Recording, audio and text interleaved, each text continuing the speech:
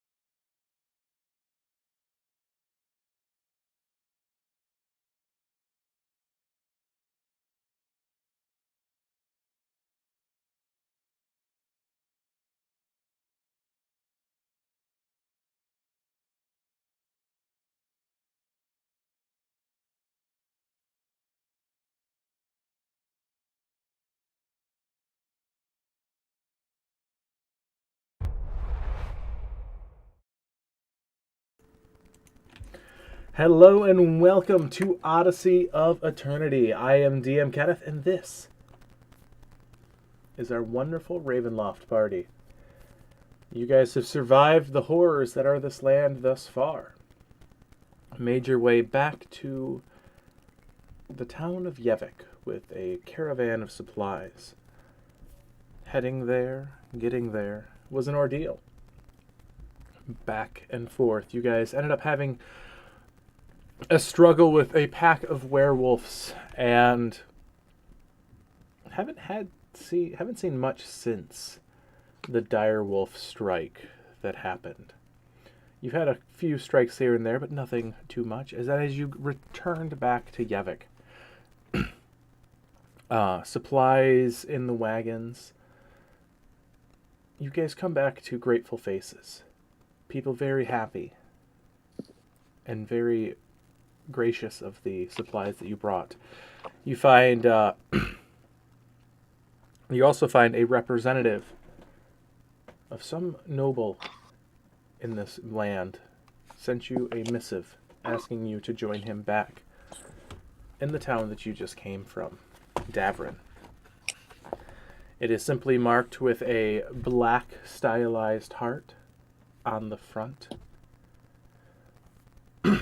and had a message essentially just summoning you there, saying that they've been watching you, keeping an eye on your progress here in this land, and know of your associations with the Fang's Bane Inn. So, would any of us have an idea of what this stylized heart represents? yeah, Telwyn would be the only one in the group that would be able to tell you, and he would be very quickly. Telwyn, you've lived in this town almost your entire life. You've had. How exposed were you from the temple? Were you out in the public often? Were you cloistered in the temple? Cloistered for the most part, but like the big thing was like they were teaching me like history and stuff, and I knew a little bit what my family had done before I was basically kind of raised in here. Okay. So yeah, you very quickly would be able to know that this is that of the Darkhearts. The symbol of the Darkhearts, the liege lords of this land that everyone seems to revere and almost worship in these lands, in a form of like hero worship. The benevolent lord. In a good way or a bad way? In a good way. Okay. The what do you call it? The persona that he puts off is the benevolent lord that is selfless and will do anything in his power to help save those, the downtrodden, to uplift them and the like. Okay. You guys, from your player knowledge, know otherwise, but your characters do not. Right. So, as I see it, there are a couple options, but players usually find option C that I don't see usually. You could follow this lead and head to the town. The creepy, you guys assume vampire governor has also fled this town and head back to Davern. You could go back to the Fang's Bane and take some bounties to earn some coin. There's always supernatural bounties in the area, or see if they have any leads for you to pursue. Or you can help her out around the town, take a job, live here permanently, the non-adventuring option. So what is your group going to choose here? Well, somebody with money wants to hire us. Sounds like it wouldn't be a bad thing to get some coin in our purse. Right. Especially if we keep having to have silver ammunition. I'm down for whatever you lot decide, but I'm going to find a quiet corner and get some shut-eye. Yeah, you guys have been on the road for quite some time today. I cannot take another minute. I might literally actually drop dead soon. I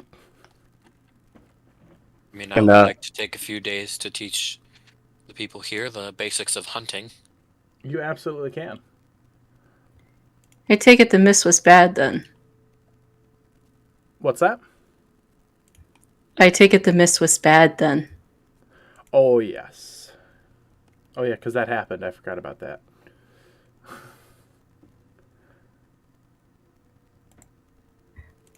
Well, Verne is staying for a little while. I'd like to I don't take a few see why days we to should teach. move on. I don't believe that we should. My experience is that even the nicest of nobles, when they ask you to do something, they eventually may insist upon it. Just whether or not they're nice about it, or a little bit more insistent later, is the question. So eventually we might want to handle that. Agreed.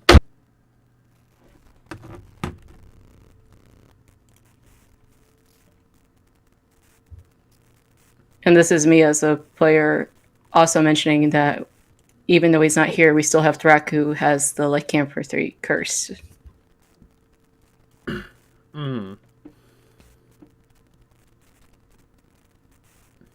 Is there When anybody... you mention Oh, go ahead.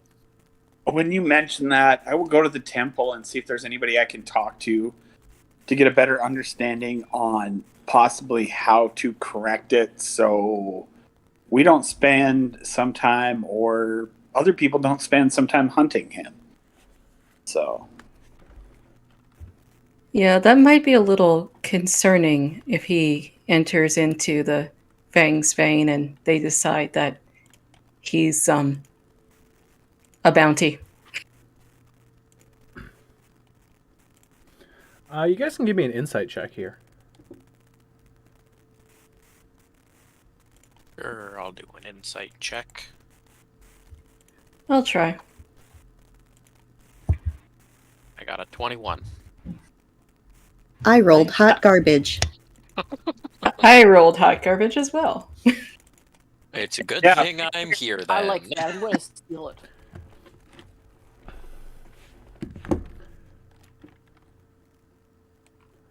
All right, so what did everyone roll here? 21. A 4. 8. A 5.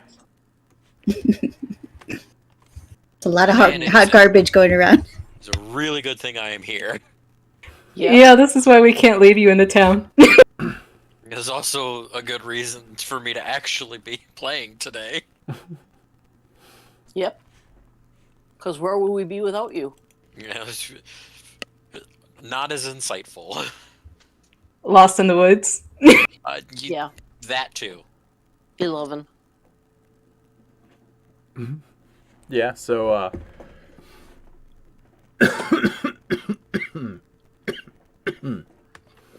And that's with the +3. yeah. So what was the highest? Me, 21. All right. You would probably assume that out of anyone, that the Fang's Bane might have the knowledge to cure this before it gets too bad, as hunters of the arcane and uncommon, that they might be able to. This might be something they see commonly with the hunters. Yeah, that is a good point. I'm sure some of them get bitten. Yes. Telwyn, you make your way to the temple. As you walk through the doors, it's very sparse compared to what you last remember it here. Time is quiet and slow here, as pushing your way through the hallways, you have reminder after reminder of just how many people were lost in the corpse flower attack, or the corpse snatcher. You look around and you see some familiar faces, but the people here are sunken and tired and have spent too much time dealing with tragedy.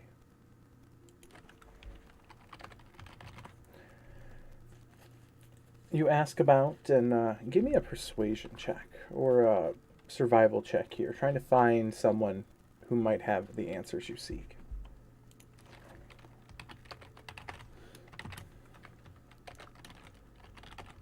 23 for persuasion.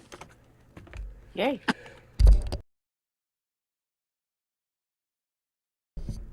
Uh, 23 for persuasion. All right. So, you're able to find an elderly woman, sort of working in the kitchens, peeling potatoes with herbs and stuff like that, trying to make a stew for the night for the rest of the temple. She looks up at you and, you're looking for a cure for the lycanthropy, I take it. One of your friends, or you got bit? Someone I've been out working with on various tasks out in the area. Unfortunate. Well, there is something that might work. But it's dangerous. Very dangerous. You could petition the Unseelie Court, make a deal with the Fae, and perhaps they seek the truth that you need. I couldn't think of a rhyme for that one. That's all right. Not to worry.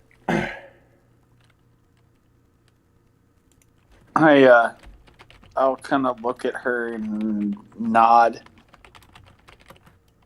and I'll go back to the group and relay the little bit of information I got. I'll thank her and tell her I appreciate what she's doing for the people in the temple, and I will pray for those in need here, and I'll do that before I leave, and then I'll let everybody know what I found out. As you're turning around, she just sort of calls you back. Hey! Take this. As she holds up a gnarled old potato. You might be hungry later.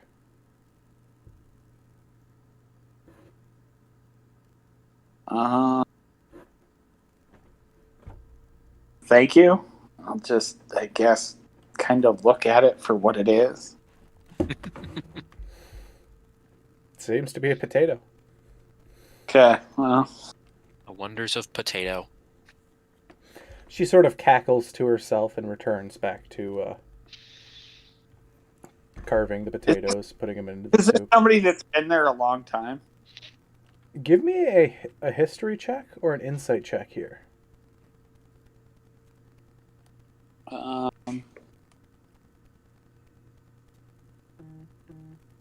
17 for insight. You don't ever recall this woman in your life. Okay. But she has the air of familiarity to you. All right, when I go to leave or whatever, do I notice anything as I'm leaving, like the people coming in or whatever outside the kind of morose everybody seems to be, like distraught and like a little bit broken in some shape or form about all the stuff that's been happening? Yeah. Gossip I overhear. By and by, you don't really see anything that is too terribly off. Just sort of sad, depressed people coming and going for food. The temple got hit especially hard here. A lot of the members got snatched as they were influential people in the town. Okay. I'll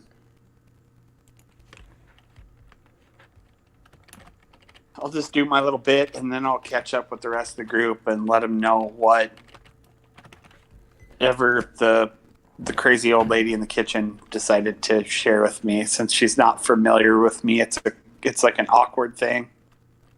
So I'm gonna be like, okay, yeah, thanks, and just briefly pray and visit with a couple of people, to make sure everybody's okay before I walk out and go to rejoin the group. Absolutely. So after a while, you rejoin the group as you guys are probably at this point, it's getting late, probably trying to acquire housing for the night. No large feat for you guys. You guys are considered heroes of the town. They don't even ask for payment for your rooms for the inn. You guys. You guys brought food back to the village, and at that point they were starting to starve. So you got back in just in time for them. Ken? Yes. Can I go to wherever, I'm sure there's something like a hospital set up, and conjure them some good berries? You could. That would be the temple right now. The temple has sort of been the triage sort of area for those who are wounded or ill. So you head that way and you procure your good berries and hand them out. People are very grateful for them. Anyone else doing anything before you guys retire for the night? Other than trying to find people who wish to start hunting. You have a small group of people that are interested and very interested in your lessons. Roll me a general survival check to show me how well you're doing for these checks. Let's hope this goes good. Dirty 20. Yeah, for the most part, your first night of teaching them. Show them which way the arrow sits in the bow and how to aim properly, and they're at least hitting the broadside of the barn at this point. It's a start. It is. I'm putting the word out too while I'm at the temple. Putting the word out for what? The hunting lessons. Oh, okay, cool. To keep people from starving. Perfect. Phelan, anything for you? Phelan has been asleep this whole time. Okay. Agni. I was trying to figure out if I could craft healing potions. I don't know much about the crafting yet, so I was still trying to figure that out. Yep, that is under the Xanthars. It said I have to be proficient with the herbalism kit, I think, but then I didn't see that in my list of options under the I would say an alchemy kit is also equally relevant to that one. Okay. So that's just an example there. And to craft a common potion, healing potion's common, I believe. Let me see. Yeah, common. So it'll cost you 50 gold and 1 work week. Or wait, no. Type of potion of healing. 1 day worth of work and 25 gold for a potion of healing. Okay. If you wanted to do a greater healing potion, it would cost 1 work week and 100 gold. Yeah, I can't afford that yet. We're still pretty poor. Yep, so Yeah. you could spend a full day crafting a potion of healing if that was something that you'd like to do. Yeah, I will craft one for now. Okay. That'll take you into the next day with your what you want to do. Verne, you're teaching the hunting, and Vita, what would you like to be doing now? I would like to spend some time with the tailor's kit and try to make something, like embroider something for Panaki. It would be the Gallows Tree. Okay. So I'll just hang with my horse and talk to Leah. Well, talk at Leah. Mm-hmm. And just kind of so. Okay.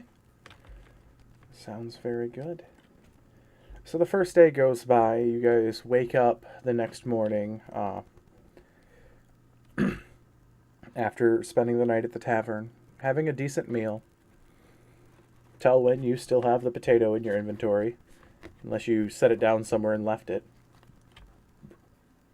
Yeah, I'm just gonna find a spot where the earth is loose outside and bury it. Okay. You started the cultivation of potatoes. So, what time of day do you I'm do a little this, by the way? concerned about this one. And I'll share the information or whatever so we don't have to repeat it, but I'll let people know on top of it. The lady that's now cooking in the kitchen's a little off, and I don't recall her being there before, but I could have easily forgotten about certain people through the process of things. Telwyn, my question for you is, what time of day do you plant this potato? I don't know. He said it's later in the day, and I've probably been in there for a while. I'm going to guess it's closer to night. Okay.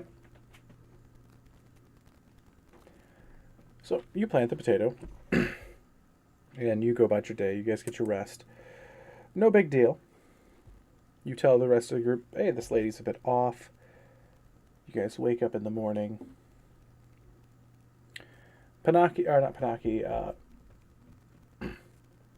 Agni will be preoccupied for the course of this first day with the healing potion.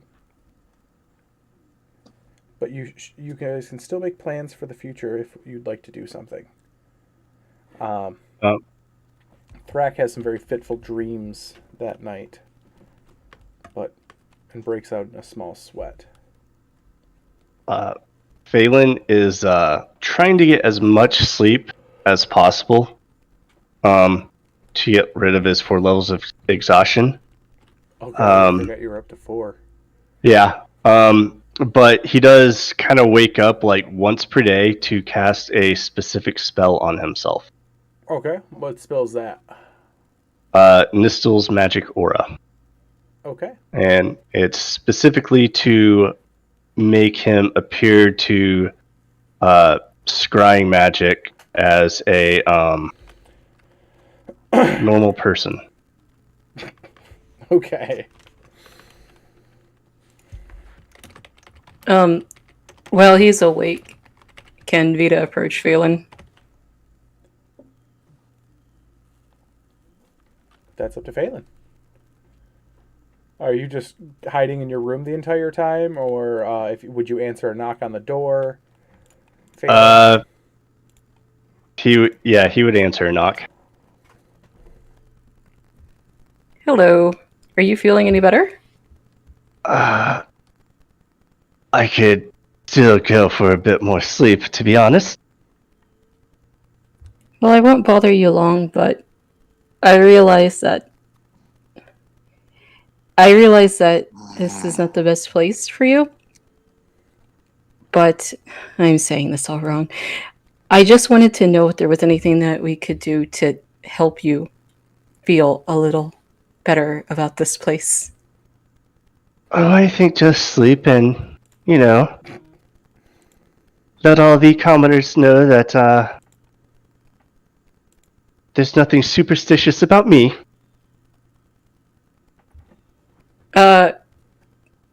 Is there some sort of check I can do for, like, has anyone been, like, hanging around his door or something? It's these tiny little villages. People tend to be afraid of the things they don't understand, if you know what I mean. Not really. They've been pretty normal. We've been the weird ones. Yeah, well, as long as no one's trying to cut off my foot for good luck or something, I'm sure I'll be alright.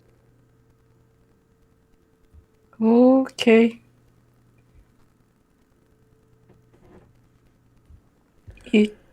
You have a tendency to speak well over my head and any understanding that I might have. So, are you a rabbit or something? I'm an elf. Yes. Everything about that always makes me have questions now. Well, I have tried. Thank you. Good night. That's the best dialogue. Well, I tried. And I'm laughing in DM here as I now have wonderful ideas. Oi.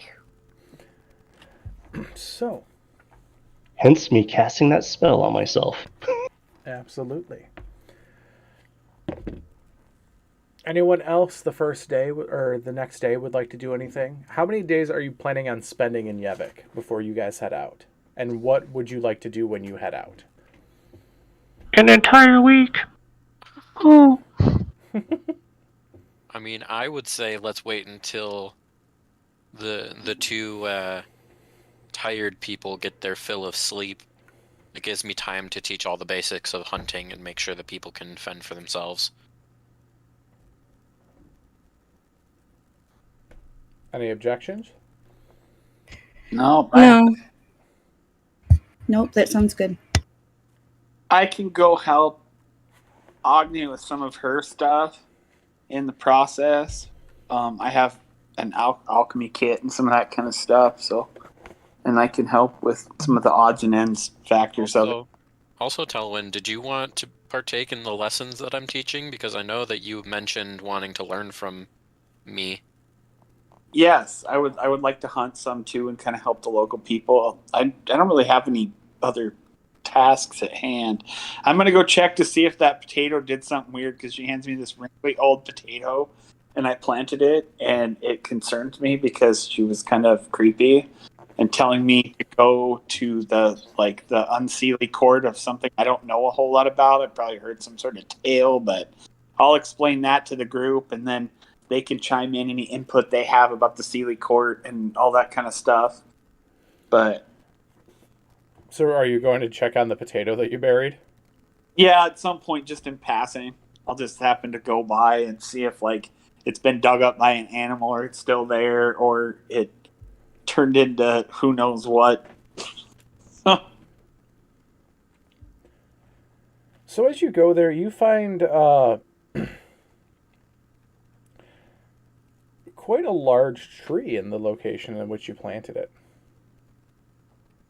Huh. Already. This tree looks like it's been here quite some time. That whole now I'm really confused and my lack of general knowledge about nature and be like, so I planted a potato Now I have a tree. Yes. You have a druid. So that whole when I go to visit with Josh, I can't pronounce your character's name for the life of me at the moment. Vernay. Vernay. When I go to visit with Vernay, I will explain, hey, this is what happened. Maybe he can tell me something about it. Vernay is going to blink a few times at you and say, "You planted a potato last night, and now there's a tree where you planted it. Yeah. That is not how nature normally works." Well, I'm assuming not. I'll definitely take your word for it. I potatoes will don't have to make go look trees. at that tree at some point, but I'm in the middle of my lessons, so it shall be later. Okay. All right. Continuing on. So Telmin, I heard you said the potato became a tree. Yes. Maybe you should go talk to Panaki. I don't know anything about trees, but Panaki seems to know a lot about trees. Okay. Well, once I get done with my hunting lesson and learning how to shoot things in a pointy fashion, I will go visit with her because he's already telling me it's wrong. So I'm going to guess she's going to tell me it's really wrong, but at least she'll know something about it. So thank you. So as your day goes by, all of a sudden, about a little after midday, you hear a terrified scream and then a splat. Wonderful. Coming from the direction of the potato tree. Fantastic. Yeah, I'm going to end my lesson then and there. And I'm going to make sure the rest of the party heard that.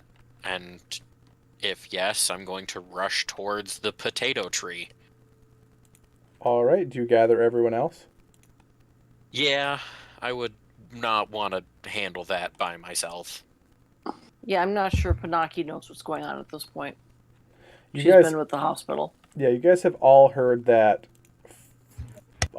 thwack and splat.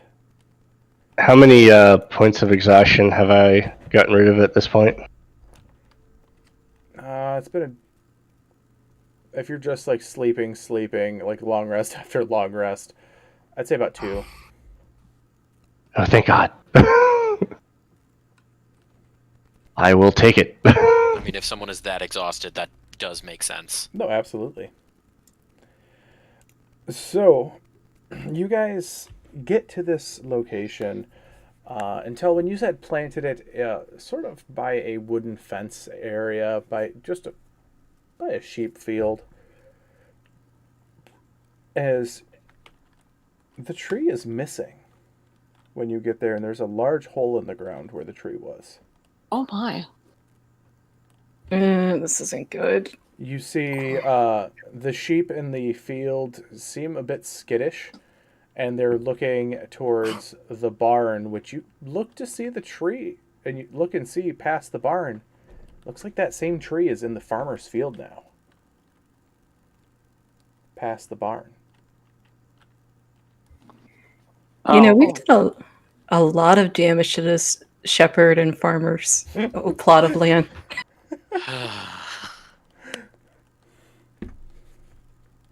Well, I will explain what happened to the rest of the group. And I'll say, well, the old hag or crazy lady or whatever that was in the kitchen, that was helping in the kitchen, handed it to me and told me to eat it. And it didn't look very good. It didn't look healthy, so wasn't doing it. So I figured I'd just dig a hole in the ground, because that's where things like that go. So Maybe next time don't plant random potatoes. Potato. At the very least, she was pretty smart. She got rid of a bad potato. Yeah, I'm just glad I didn't eat it. Well, yeah. So- Why would you get rid of a potato by telling someone to eat it? Does It's anyone have obviously the alert not a feat good in potato. the group right now? Yes, No. I absolutely have the alert feat. Your alert feat screams as you see a sheep flying towards you guys, as this is initiative. Wonderful.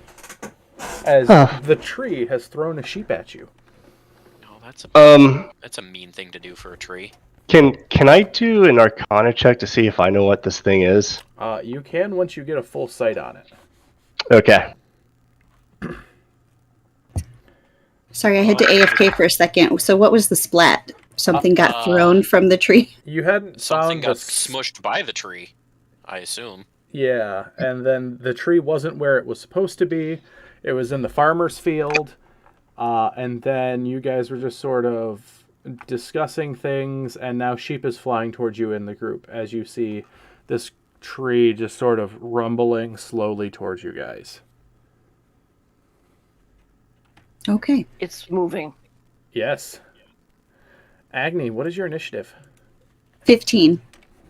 15. All right, Verne. I rolled a 15, so 26. Not 56, 26. Nope, 56. Vita. 6. Telwyn. 14. 14. Panaki. 7. 7. And Phelan. Holy shit, that thing's moving. 5. 5. All right. Yeah. So at first, it just seems to be very slowly just meandering towards you guys. You see the gouge marks in the ground where its branch should come down and grabbed the sheep. You see another one in one of its other branches as it starts loping towards you guys. Verne, you were the first to react to this. Well, Is isn't it this... eating the sheep? I'm sorry. I Nope. just wanted to see. Just throwing them at you guys. Ooh. Well, isn't this a wonderful turn of events?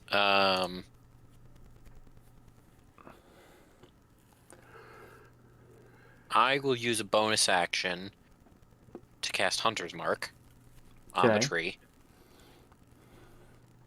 And then I will take my attack action, because it's the first turn, I get 3 attacks. Yep.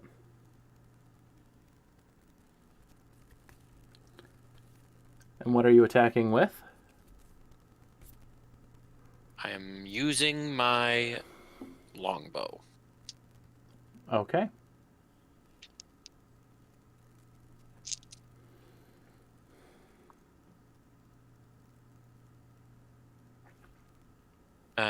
Yeah, so my lowest is over 20. That'll hit, yeah. So that's all 3 hits. All 3 hits, yep, and all 3 are piercing damage, correct? You okay there, Panaki? Yeah, so far so good. Good lord. You know, and I'm seeing that. Just sort of freaking out. Okay. And I remember that my Dread Ambusher gives me an extra d8 on the 3rd attack if it hits. So that's 4d8. Oh, come on. And 3d6s worth of damage. Agni, you are on deck, by the way, Okay. with Telwyn in the hole.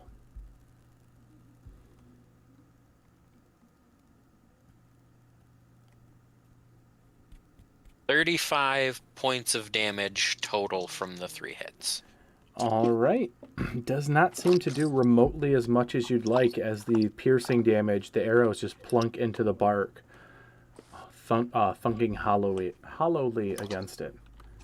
That's unfortunate. Anything else there, Verne? Not for the time being. All right, Agni, it is your turn. Well, I'm a little bit concerned about this massive tree trying to kill us and throwing sheep at us. I really don't know what to do about that at the moment. I'm going to cast Blink. Okay. Lasts for 1 minute. At the end of each of my turns, I have to roll the d20. If it's an 11 or higher, I vanish from my current plane of existence and appear in the ethereal plane. Yes. And that's a full action, so that will be it for my turn. But I'm going to roll my d20 and see if I blink out this time. 15, so yes. So, Agni, as you blink out of existence, you see 3 hunched female forms off in the distance watching the events, cackling madly. I see them in the ethereal plane? Yes. Okay. Interesting. Telwyn.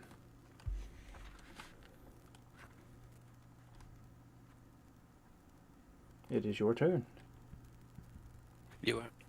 We'll proceed to, I guess, how far is the tree away from me? About 30 feet at this point. Okay, I guess I'll move up into it and attack it. All right.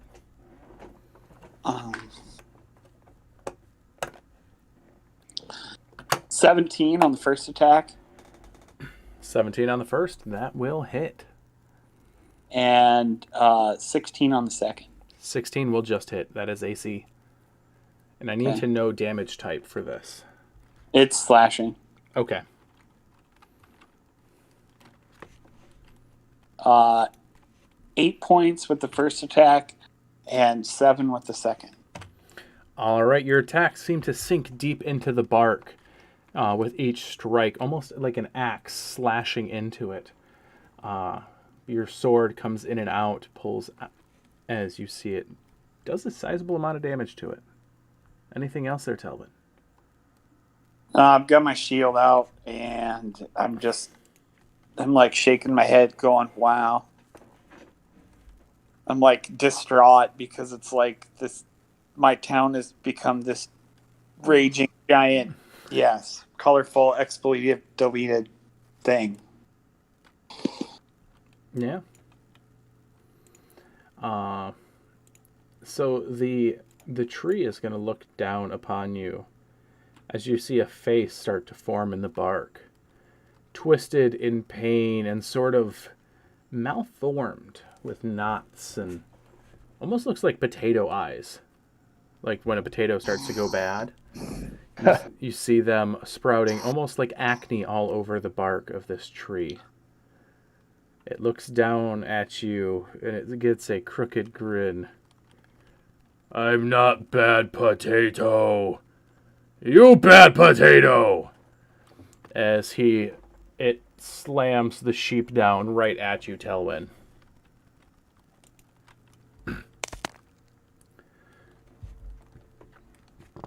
That'll be an 18 to hit you, Telmin. Will that hit? Yes, I'll hit. All right.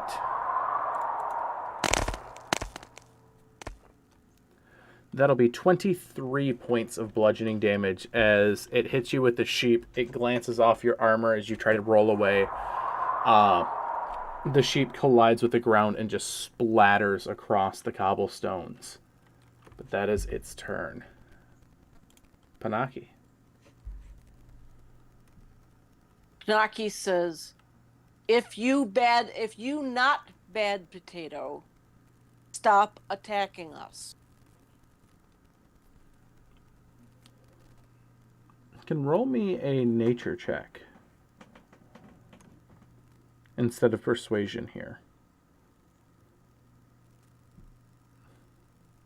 12.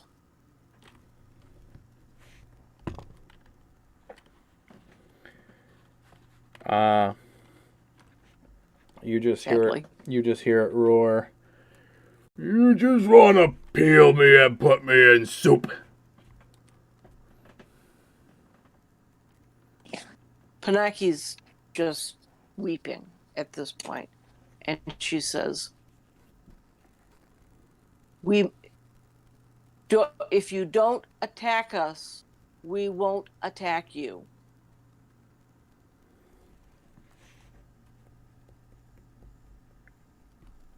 I'll give you one last check here. Yeah. That was even worse. 10. 10? You see Yeah. it pause for a minute, though. Pinocchio is trying to put herself between the tree and anyone else. Okay. And if I have any more time, she says, please don't hurt it. Okay. And it really is funny that potatoes don't grow trees. I know that's exactly why it happened.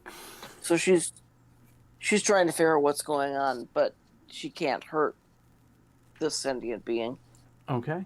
Vita, your turn. You've heard Pinocchio yell out, "Don't hurt it," as she's in front of this thing, arms splayed out, sort of to protect it. Or your friends, one of the two. Since I will do this as a gesture of trying to show that we don't mean any harm. I will make my glaive disappear. Okay. With my Eldritch ability, and I will try saying, "We're more curious about you than we are trying to hurt you. Just stop throwing the sheep. They don't like it." He's like out of sheep at this point as well. Roll me a nature check. May yours go better than mine. 10. Again. You just sort of see the face sort of screw up in a scowl. You see one of the potato eyes end up popping almost like a zit as you see a little tiny sproutling where it land on the ground starts to spring up as it just looks at you.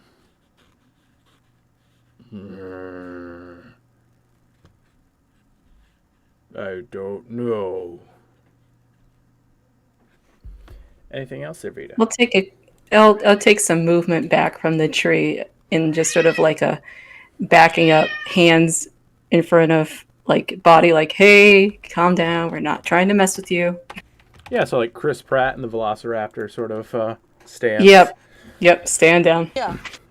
All right, Phelan, it is your turn. So do I know what this creature is at this point? You would assume it is some form of corrupted treant. Right. I mean, a potato from a tree is, it's kind of normal when you think about it. Especially where I'm from. I was about to say, from where you're from, this definitely rings out. This rings out to you, actually. If I were you all and you just kind of wanted to get this, just, show him a place way far out in the woods, away from all these people that him and his saplings can have for their home. Probably be plenty happy to live way out in the forest somewhere, away from sheep that he's throwing at us. And I'm just going to turn around and walk 15 feet away. My max movement right now. Okay. All right. Verne, it is your turn. I will drop concentration on Hunter's Mark. Okay. I will have an arrow ready, but not drawn. And I will leave it to the party for diplomacy at this point. All right. Agni, you pop back into the realm of the living. Aw, you guys, what the fuck? I just saw like 3 hags in the ethereal plane. There's some shady shit going on. Well, that answers how this happened. Yeah.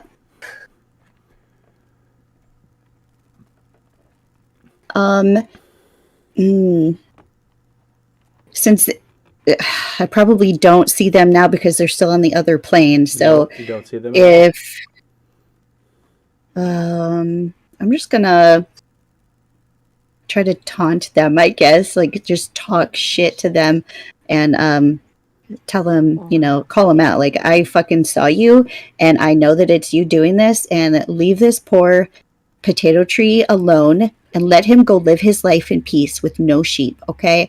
If you want to fight us, just fucking show up and fight us yourself, you stupid old hags. All right, roll me a d20. I'm the best cleric ever, you guys. Is it a really good idea to be taunting hags? I don't know. At this level. We'll see. Probably not. I got an 8. All right, so you don't blink out yet. Okay, and that's non-concentration and lasts a full minute. So, Yep. so Agni, you don't blink out, and you're just like talking shit to this group of hags that are possibly watching, possibly not. You don't know. Maybe. They were pretty far away. They were a bit far away. Yeah. Telmin, it is your turn. I heard this thing saying, "Hey, I just wanted to cook them and put them in a soup," and I'd be like, "No, I was the one that planted you in the ground because I didn't want to eat you. I felt there was a better place for you than in my stomach." This will be a nature check at advantage. Or survival. If I can do survival, it's 18. All right.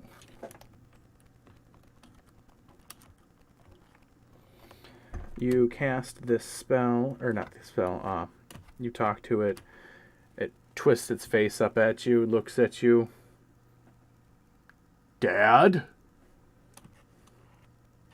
No.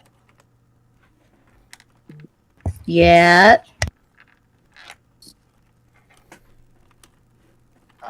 No. That's Yes. not how humans procreate. I mean, Don't this is a reject tree, not a him. human. But I would like to give you a better place than in that crazy old lady's pot or in something.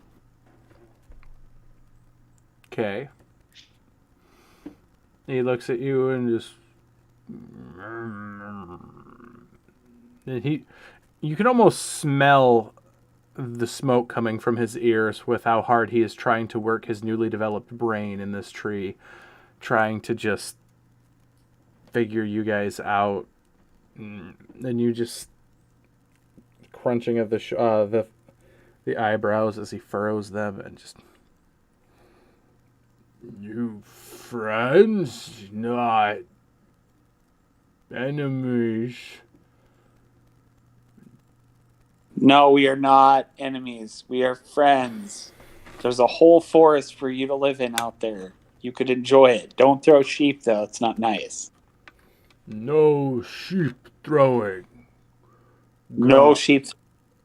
Got it. And that would be the time that you have for your turn.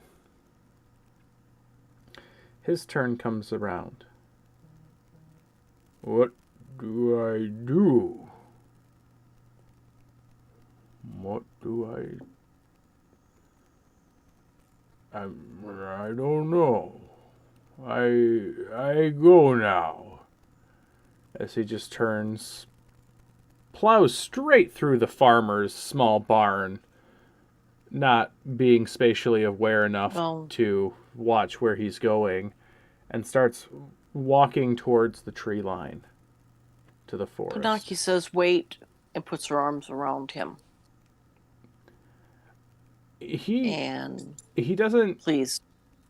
Okay. He doesn't stop in time. As a treant, it takes a few seconds for things to get from his ears to his brain. Okay. And so you get dragged a bit with your arms around him until he realizes stop, as he lurches to a halt. Okay. And it is your turn, Panaki. And I cast Cure Wounds. And give him 11 points back. All right. Thank you, friend. She's still crying a little bit. All right. Anything else there, Panaki? No, she did what she needed to do. She wanted to heal him. Vita, anything from you? She probably does give him some idea where to go, because she knows this area now. Mm-hmm. And she said, explains what barns and houses and things are, and says don't go through those, but then go to this forest and go over there, and I think that you will be very happy. Okay. Vita, anything from you?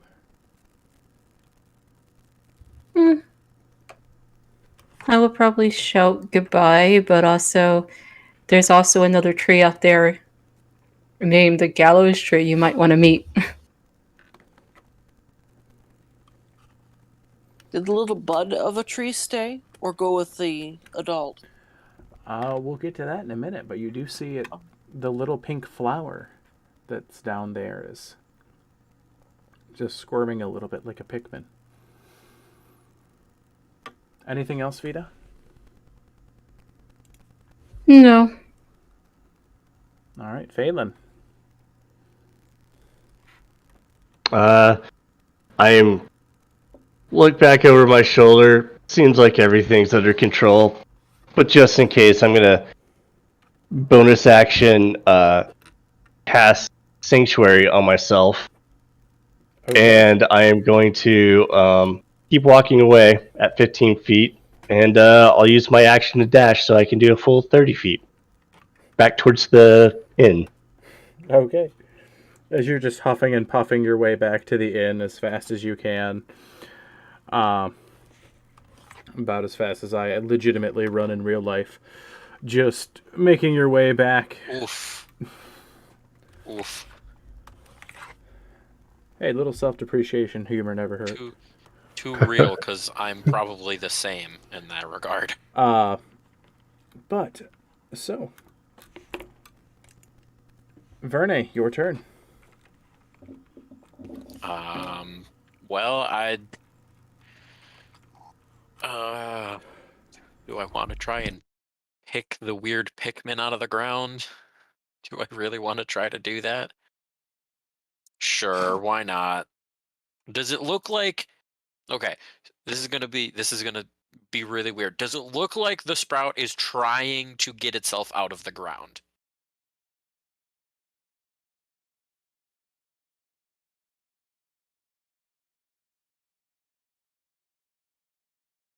Hello?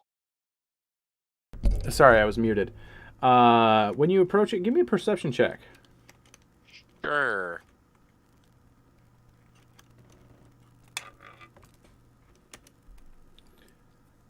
$13? To you, as you approach, it just seems like a normal flower.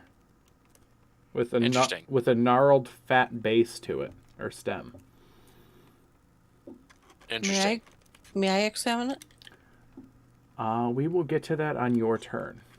Got it. As there still are will- things going in the background here. I will just be ready if anything shows up, I guess. Okay. Agni, what are you doing for your turn? I guess I'm gonna ready an action for. Oh God, actually, I'm not even sure what the fuck I should do if the hags do show up. You know what? If one of them shows up, so I'm gonna ready an action. If one of them shows up or approaches to attack us, I guess. If so, just so you know, yeah. A held action is a concentration move, and it would take out my blink spell then, correct? No, blink isn't concentration. Oh, right. But if you blink out, it would break your concentration on the held action, and you'd lose it. Oh, and then I'm just wasting. Well, I was just gonna do a cantrip, so it doesn't really matter. Okay, so you can hold it if the blink doesn't work. Yeah, that's fine. So it would be Sacred Flame. Okay, roll me your blink. D20. Okay. That's an 8, so I don't blink out anyway. Okay. Telmin.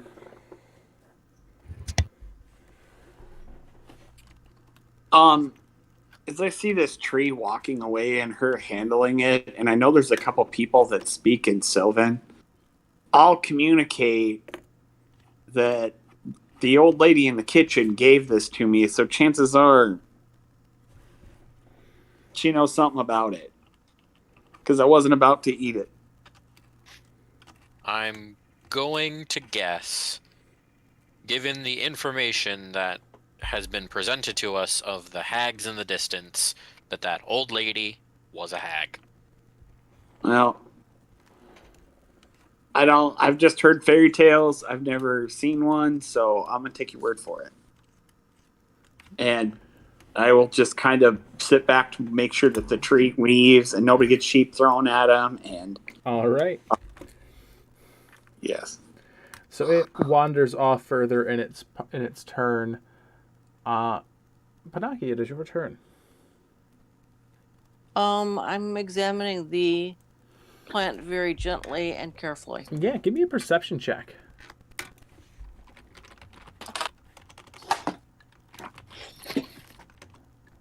$19. So as you approach it, it almost seems to be dancing. And when you get real close to it, it freezes. Like Baby Groot? Almost exactly like Baby Groot. As its head turns to you very slowly, as you see this little tiny sort of treeling with a very pink flower on the top of its head. It's okay. You can keep dancing. I won't hurt you. Very much like a potato flower. And give me a persuasion check here, or nature. Persuasion or nature.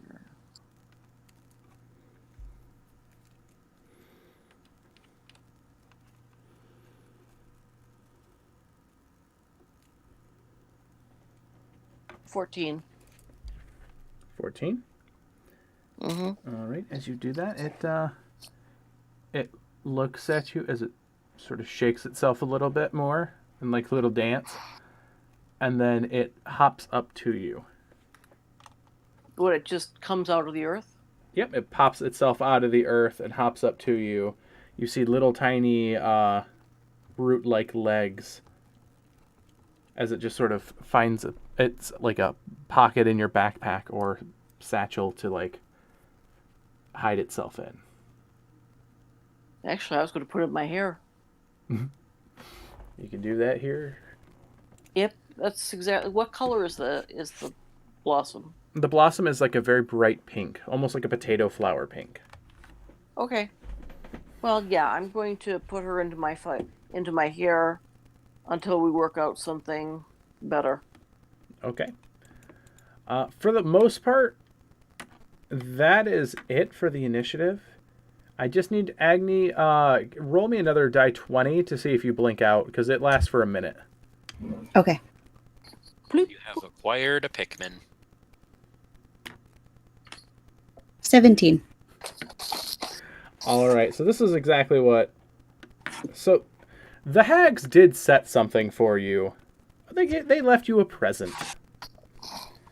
As you were trash-talking them, they took their pride in taking and setting a parting gift for you. They have long since gone as you disappear into the ethereal. However, the ethereal hornet's nest Oh, crap. that you disturb when you appear in the ethereal. What you guys see is it seems like a bunch of fireflies just start erupting around where she disappeared. Agni, for you, I need a Constitution saving throw. Okay. 15. 15. That is enough to take half. Ooh. You'll take half of 8 piercing damage. Or actually not piercing, this will be force damage as you're in the ethereal. As these spectral wasps start stinging at you. Okay. So that would be your third time. Roll me, or no, your fourth turn. Roll me 6 more blinks. And just let me know how many times you blink in and out. Okay. Because that's the only downside about the spell, is it lasts for the minute no matter what.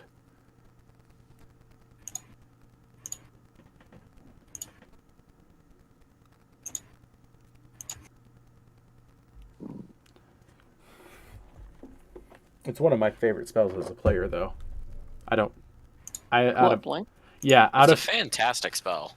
Well, out of habit, I just refuse to take the shield spell or mage armor as any spellcaster because I think that's too meta. Just as a player. Oh shit! How many was that?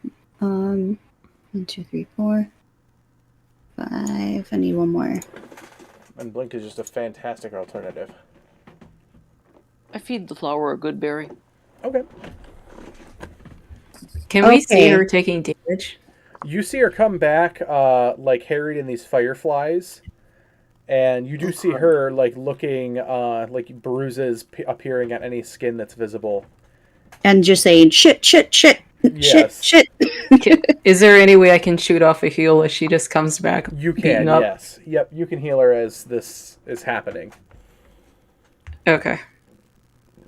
As there's nothing Yeah, that the rest of you so, guys can do against these things, but Yeah, so the only one that I didn't blink back to the ethereal was the first roll, and then the next 5 I would have blinked out. okay. Eek. Is a swarm considered one thing? Yes. Okay. Alright, so that would be there. Are we initiative again? No, this is something that just, it can only happen in the ethereal, Oh, okay. and there's nothing. Yes? Can I hold a spell for when she blinks back in? You could, yeah. What spell are you trying to hold? Dispel magic. Okay, yeah. So she blinks back the first time after you see the bruises. Vita, you drop a heal on her, and Panaki, or not Panaki, Phelan.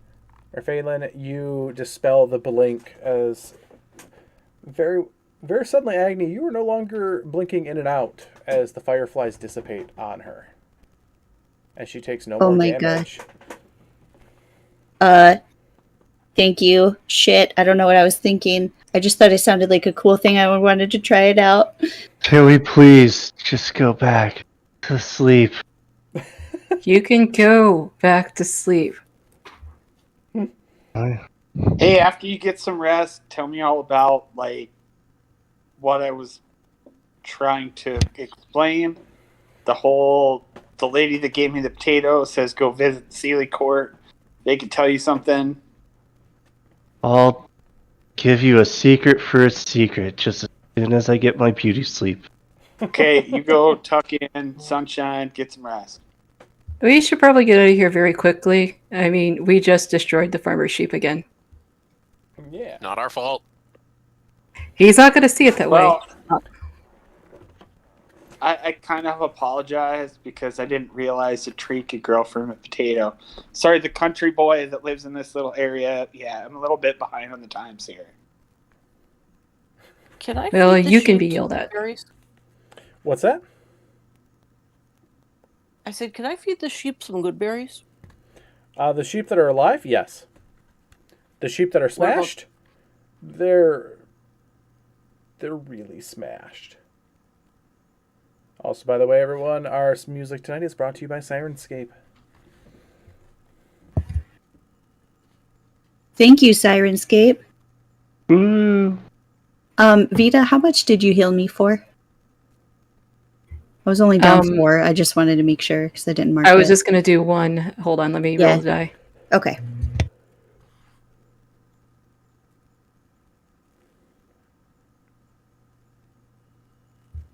Four.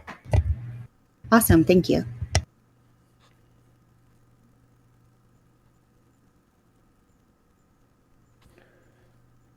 So,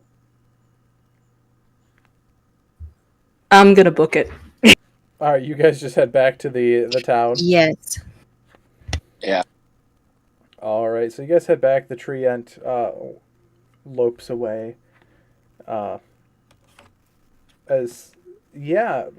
the pieces together, this definitely seems like this was a Fae-related attack or incident.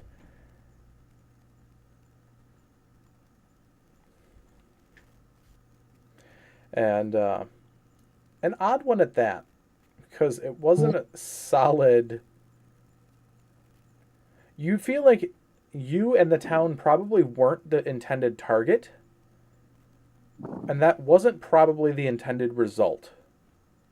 but they probably still appreciated it anyways.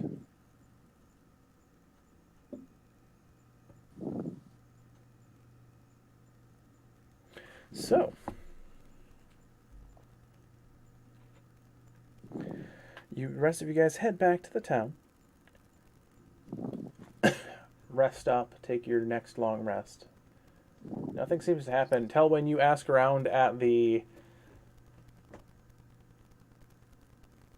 temple, and no one has seen this old lady or even remembers her.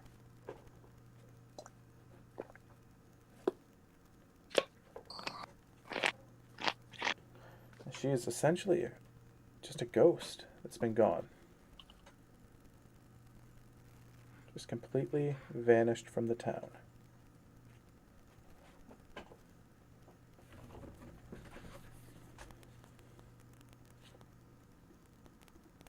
I'm gonna go rest because I don't think anybody's ever been sheep beaten before. So, yeah, I'm a little bit banged up.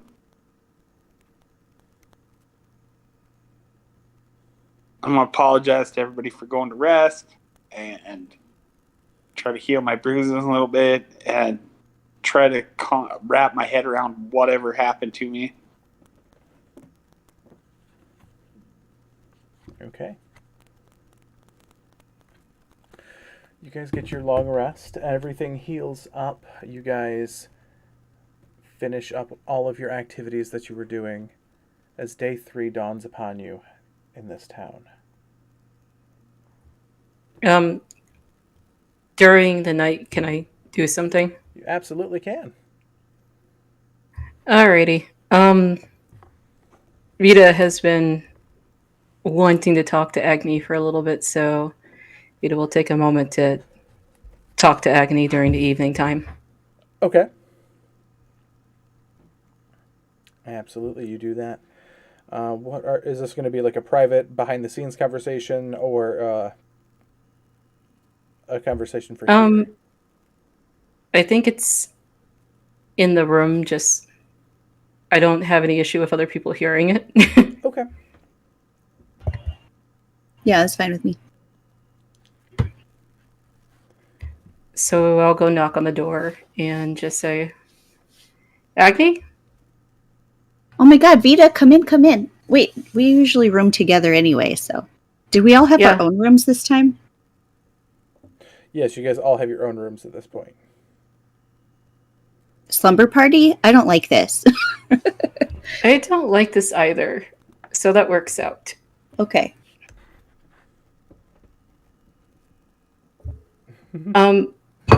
So I've been meaning to ask you, and I feel like you're possibly the only person who may tell me the truth.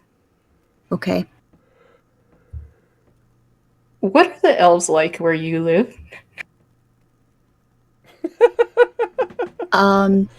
They're all very sunny and usually very happy, and they have different kind of roles. Like, we all kind of specialize in different things, so we kind of keep a balance within our little community. But yeah, we're all just kind of happy-go-lucky and love life and sunshine.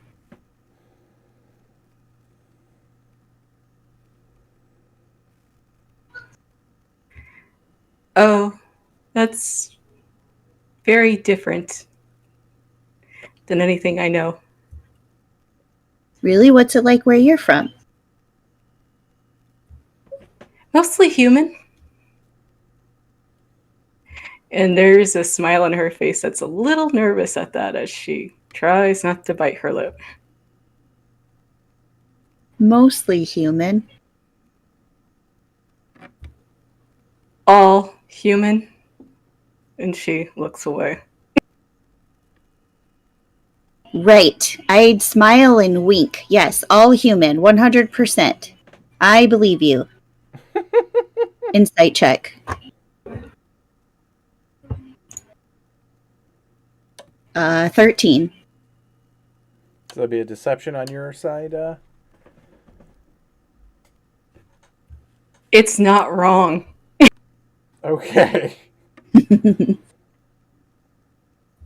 But I would say that it's more apparent that she's ashamed of it. I see. Why do you look so troubled by this? Because everyone that I have met who is of my father's race is so very different. I've been told things, and I'm starting to wonder if I was. She wrings her fingers a bit and looks so very nervous. Lied to. Oh, Or at least kept from the truth. oh man, that's a toughie.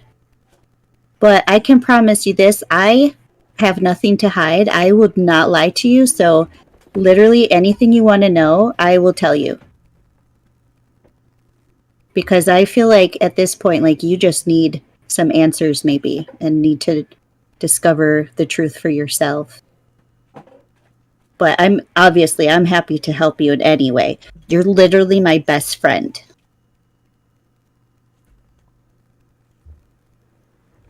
A little surprised by that, but a little apprehensive, but okay. Hug? She holds her arms out to you. Do you want to hug?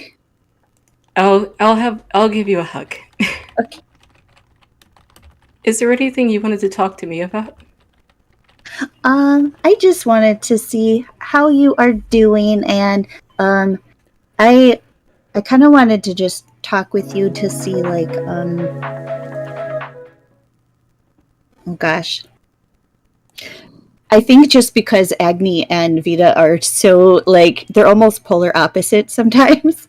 I think I mostly wanted to just have a time to, like, be able to get to know each other better so that I can understand kind of how you think and process things, and just to understand you better. So nothing really specific, just, deep talks.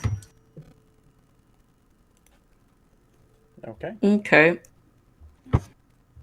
Well, she would probably just simply tell her that she has a father that she doesn't see very often. And she has a mother who is also one of her best friends and is very bright and divorced her father, and would find humor a little bit in that, given that they are the emphasis on the personality and the strength of personality of her mother would come through in that statement. Other than that, she would just say that one thing that hasn't really come up is that she's been sent out for her first adventure. Unwillingly? No, willingly. Although getting trapped here was not part of the requirements of having an adventure. That's pretty new. Yeah. I This am is going to so be not prepared for that. one hell of an adventure for you. For me, were you planning to leave halfway through it? No, just in general, just one hell of an adventure for you, because based off of what it should have been, or compared to what it should have been, and then this is like to the 10th degree of an adventure, getting Yeah, sucked this was into the supposed to mist. be fun and exciting, and it's mostly terrifying and bloody and somewhat disgusting at times. And Yay. traumatic. Don't forget traumatic. I never forget traumatic. Trust me, I never forget that part. But it's easier with you guys. That's true. I'm so glad I'm not alone. All right. So Yeah. as this wonderful encounter comes to a close there. You guys end up finishing your long rest. The day passes. For the sake of time and everything, the next few days go pretty uneventful. Phelan, you get all of your exhaustion gone. And we will come Ain't back. Corellin.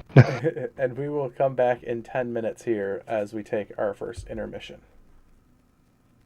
Great. Ken, would you send me Calix's stats? Or am I going to learn them as we go along? Calyx? That's what she named the flower. Okay. Right now, it's just the same as an awakened plant. Got it. Yep. Also, I have a technical question, but I can wait until you get back. Oh, I'm still right here. You can ask me real quick. I'm just muting all the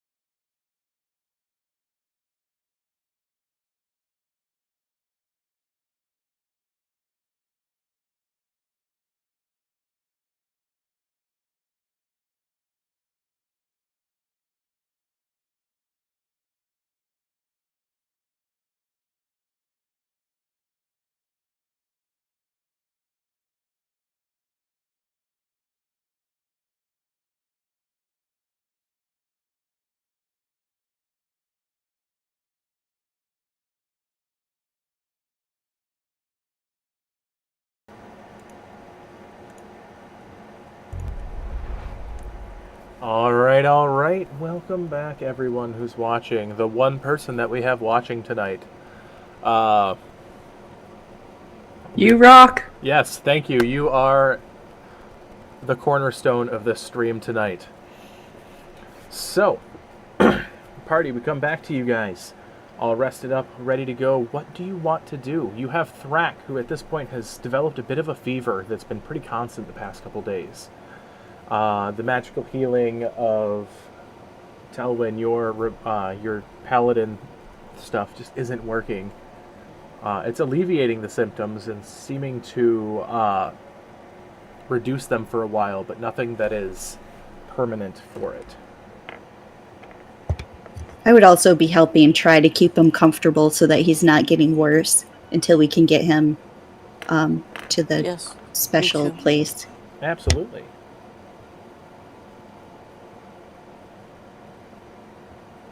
Are we ready to start traveling then? I think so. We're gonna yeah. have to just heal him on the road.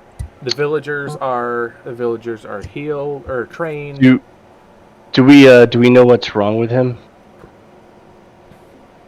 You knew he was bit by a werewolf. What kind of check could I do to see if I know what kind of treatment he needs? I would say this is a medicine or arcana or even religion. Okay. Oh, nope, I don't. That's a natural one. Do you think he just probably has a common cold? I don't see what the big deal is. He's just got the sniffles, right? Can No. Can I try for an Arcana check? Yeah.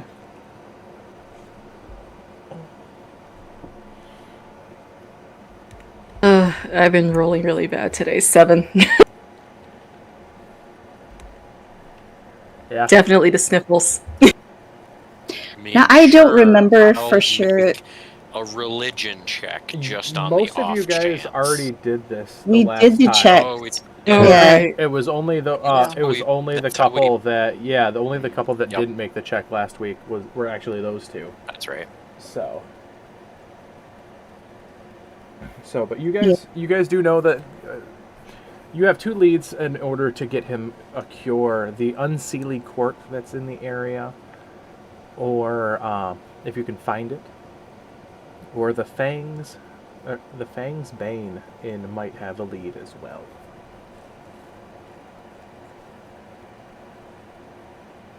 We should go back to the Fang's Bane. At least we know them. Yeah, there's also something really strange about the Fae around here. They really don't seem to like us or anybody. Okay. I'm just wondering, since Telmin is from here, would he already know, like, what would be the better option? Like, are we just going to go to the Fang's Bane and then they're going to tell us to go see the Seelie anyway? Like, would he know that? The information he got was from his contacts was the Seelie, or the Unseelie. I'll just kind of... They don't know very well. You know, Telwyn, I did promise you secret for a secret. Okay. I'm more than willing to share whatever information you might want to know. Step away. And I will Be take careful, Telmin. Telwyn somewhere far enough out of earshot of everyone. Okay. Like down like the straight road so I could see if somebody's trying to sneak up. Okay. Like the second Paranoid much? the second anyone leaves your sight, you just stop the conversation. yeah. Okay. I have a very juicy detail for you, but I need something in return. What is it you need in return? your true name. The name that is carved on your soul.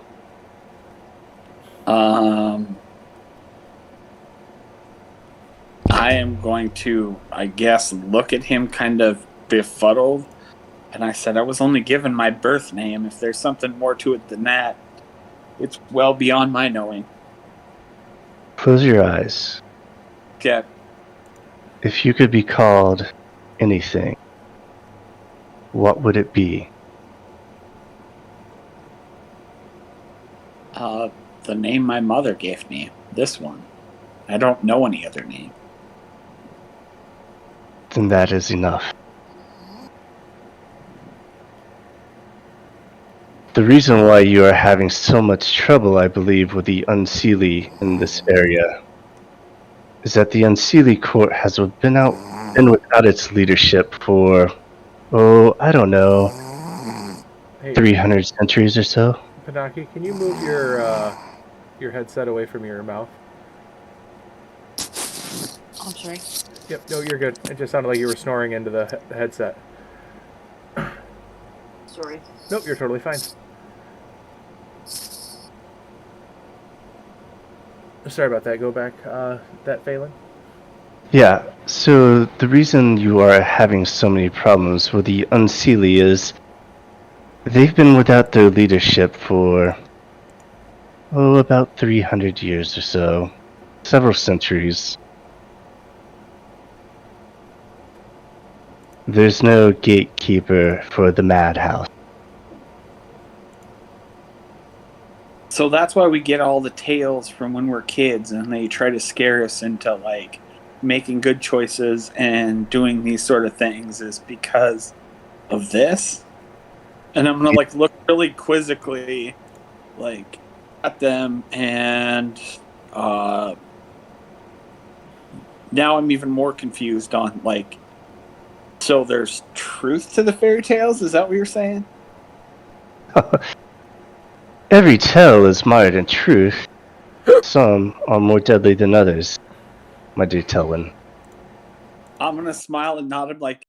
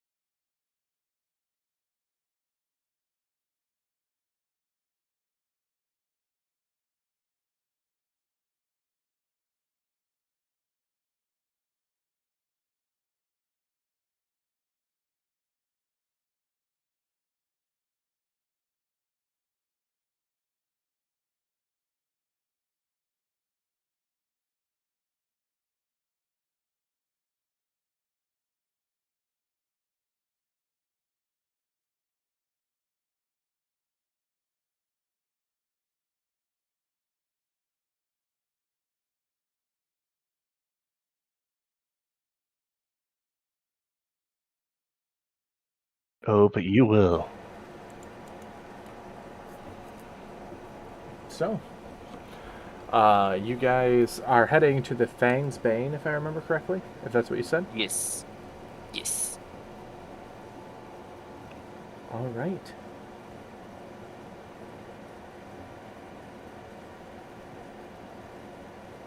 All right, so you guys head out into the wilderness, down the familiar path that you've taken a couple times at this point. Plodding along the way. How cautious are you guys being along?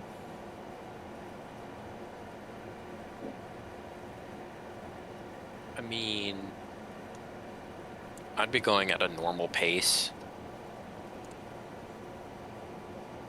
in guiding us through the woods. We probably still do have that werewolf pack angry with us, so probably would be kind of keeping an eye out for anything unusual. Yeah, so you guys are keeping a weathered eye out. All right. So, yes. Maybe Thrax should be on the horse since he's feeling sick, just to take care of both at one hit. Absolutely. You can absolutely do that. Unless, I mean, if you wanted to keep the horse, I could possibly befriend a critter in the forest and have that creature take care of him, take him out. I can do fine. I mean, it's a little quicker, but if you want to. I mean, if that's something that you would feel better about, then I can do that. I'm fine. I trust Thrak. All right. So, Just mentioning that is now an option. all right. So you put Thrak on the horse. You continue onward. Luckily, because you guys are taking the time to pay attention, to cautiously go, after a little bit, you hear it before you see it. You sort of hear a snickering, snuffling sort of noise.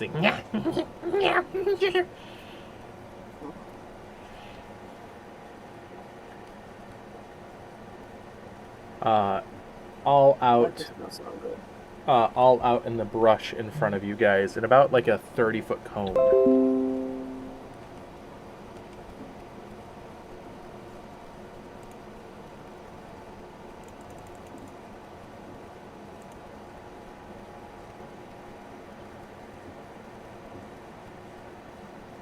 You guys are plodding along. You hear this. What do you guys do with this knowledge?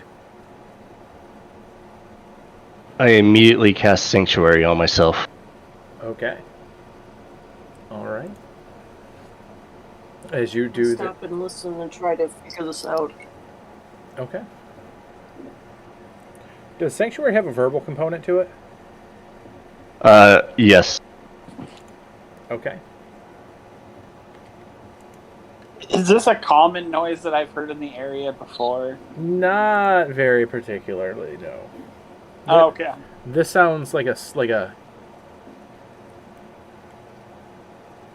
larger sniffling noise out of something probably about the size of be it like a large porcupine or a large badger. Oh, okay. But something that size. But anyone who'd like to give a perception check, stop. You can do that. Or I'll do a perception check. Anyone else want to do a some sort of action besides a perception check? You guys have pretty much one round here to do something.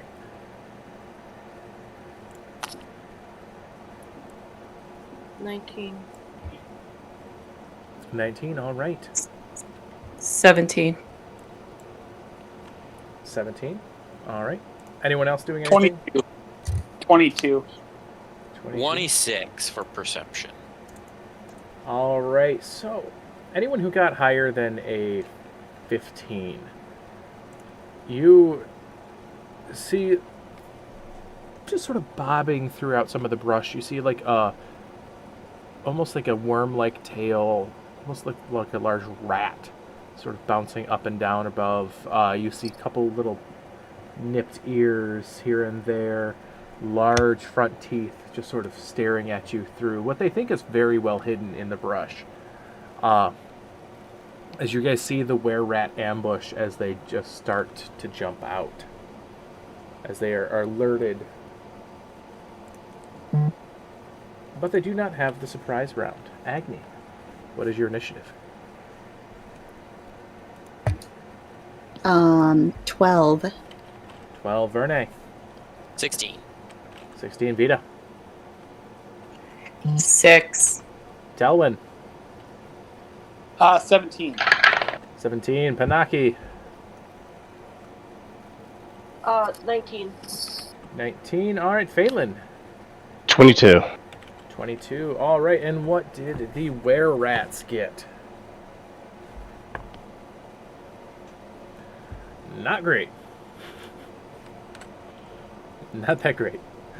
Phelan, you are the first to respond. You see all these were-rats sort of hiding in the bush. You see about 6 of them, one for each of you.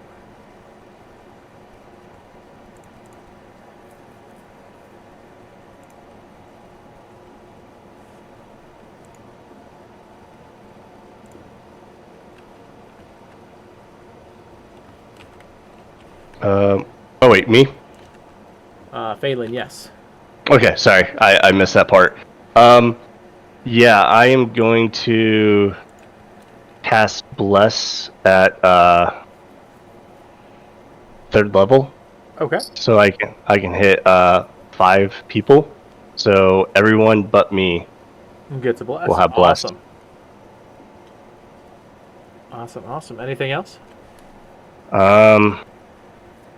That's it. I'm gonna try to move like away if I see a way that I can move that doesn't. They're up in front of you in like a cone. They're not behind you yet. Yeah, I'll move back. You guys were able to catch them before they were able to fully encapsulate you. Yeah, if there's like a tree or something I can take cover behind or something. Yeah, absolutely. Panaki. Yeah. Your turn. Going to shapeshift into a brown bear. All right. And you're Circle of the Moon, so that's your that- bonus action, correct? No. It's not. I'm not Circle of the Moon, so. Oh, yep. It is not my bonus action. That's my turn. Okay. Next up is going to be Telwyn. Your turn. As you see 6 were-rats in the brushes in front of you. I am going to move up to the very front where they're at, where they're coming in at. Okay. And I'm going to attack the very first one that comes out. Okay. And as my bonus action, I'm going to set off my Aura of the Crown thing where they have to make a wisdom save and they have to stay within 30 feet of me if they fail. All right, so it's just the first one or all of them? It's all of them within a certain... Hold on 2 seconds. I have it written down here.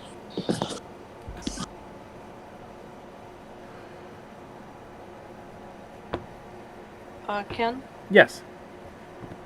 Brown bear, not black bear. Okay. Nope, that's totally fine.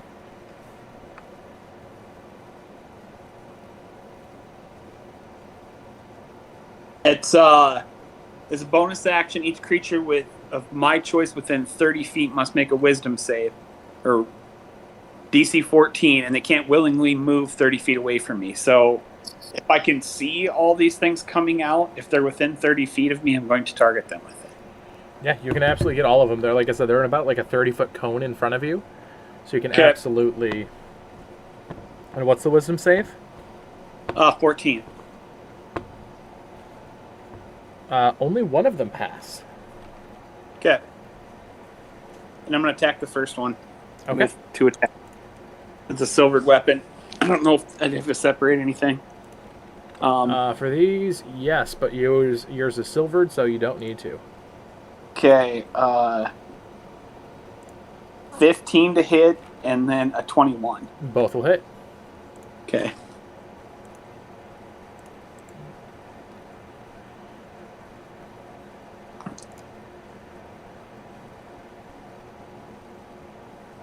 Uh, 22 points of damage combined. 22 points. All right, as you almost cut that first one down in half as it comes through, it's still up, sniveling at you. Okay. Anything else or Telwyn? Nope. Move, bonus action. All right.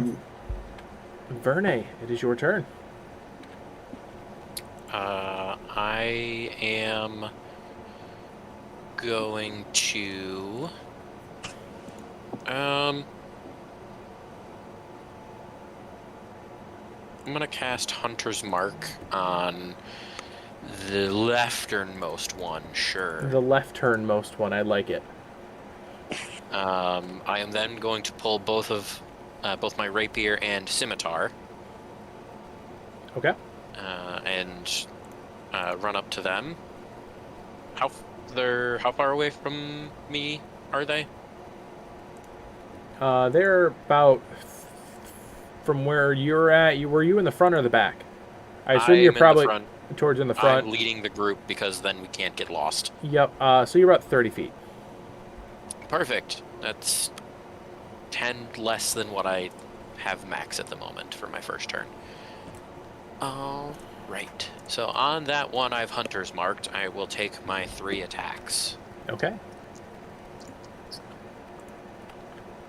2 rapier and a scimitar. And my scimitar is magical and the rapier is silvered. Okay. So all of it will go through. So the scimitar is a 12. 12 will just hit. That is AC. Wonderful. The other 2 are higher than that, so. All right. Scimitar will do 2d6s. The rapier will do 2d8 for one, 1d8 for the other, and 2d6s for both. All right. Complicated dice rolling. Where did that dice go? There it is.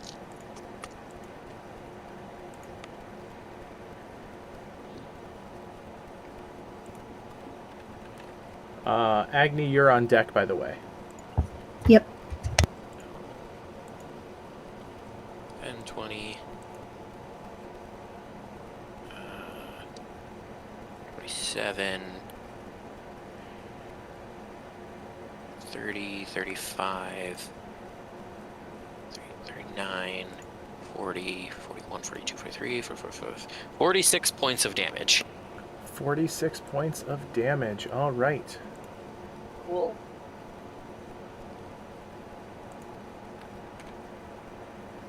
Sounds good. You said as you just cut that one to shreds as it is completely dead. Anything else there?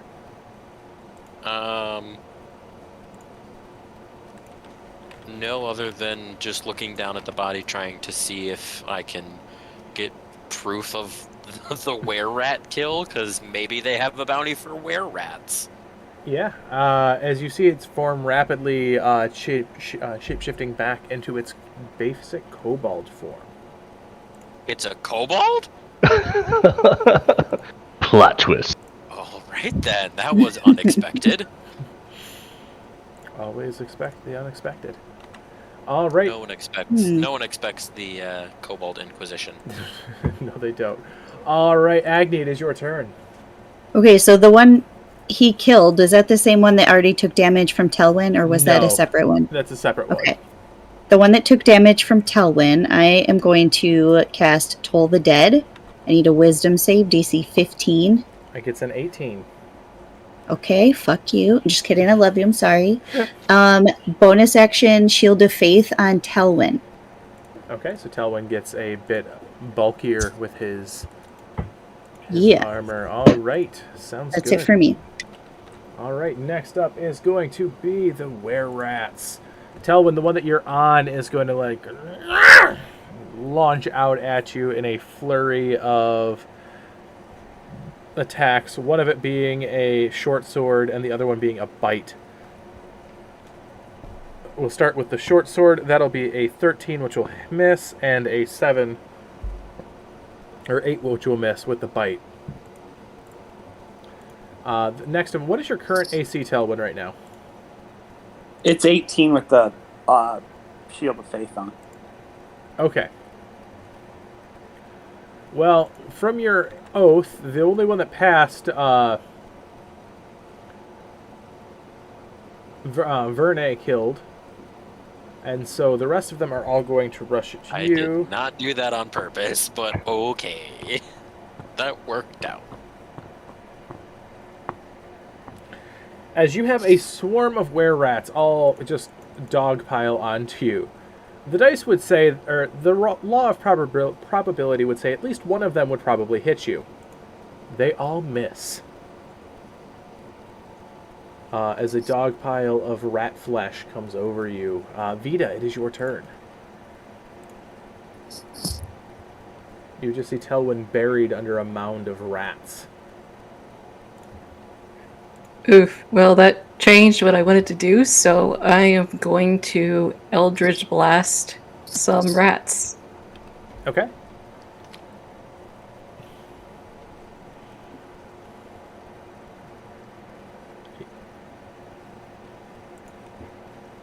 Uh, 14 for the first blast, That'll hit.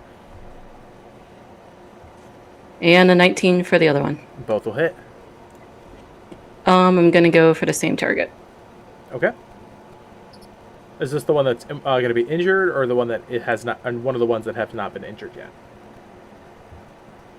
Has not been injured. Okay. And that's gonna be 19 points of damage. 19 points. All right. Sounds great. You hear a snuffling yowl of pain, but it's still up. Anything else, Vita? No. All right, Phelan, it is your turn. Right. Well, seeing how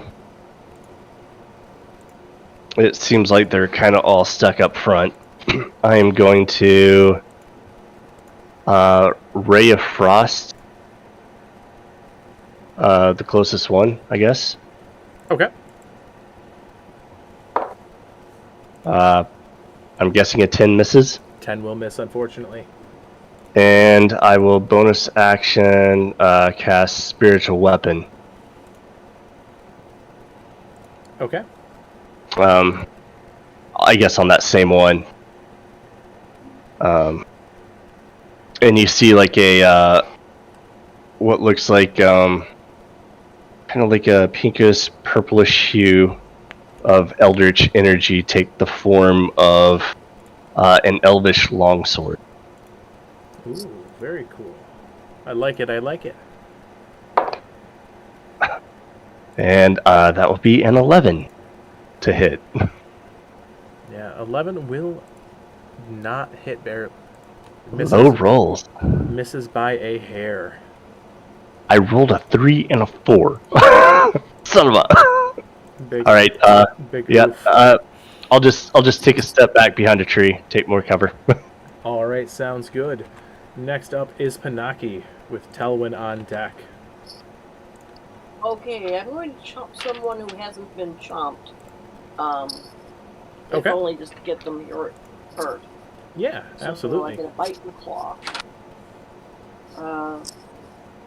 Dirty 20 Dirty 20, all right. That'll hit. for 4. And is this non-magical damage?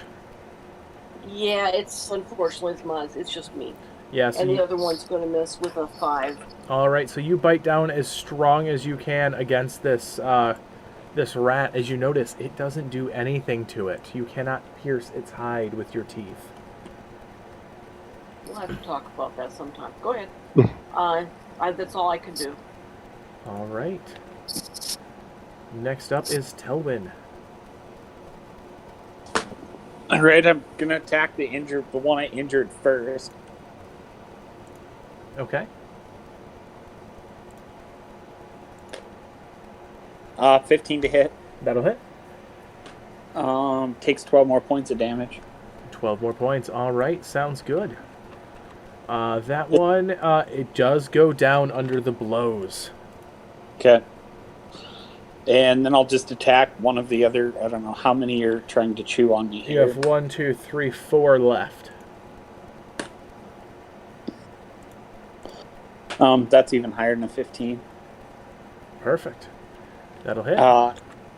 11 points of damage. 11 points. All right, sounds good. Next, anything else there, Telwyn? No, I'm just trying to keep them within a certain distance of me so they don't go rushing off. Yeah, they are completely surrounding you at this point, with trying to use their little pack tactic kobold stuff to you. Verne, your turn. As you see, as they Alright. fall, they are all kobolds. I will move my hunter's mark to the next one and take 2 attacks at it. Okay. One with the scimitar, one with the rapier. Silver for scimitar. I forgot to be using the bless. Completely forgot about that. Well, the scimitar absolutely hits because that's an 18 plus 7. Yeah, it. And then the rapier is exactly 12, which you said was Yep. did you just say 12. last time? 12 is AC. Wonderful. So that means I do 2d6, a d8, and no, 3d6 and a d8.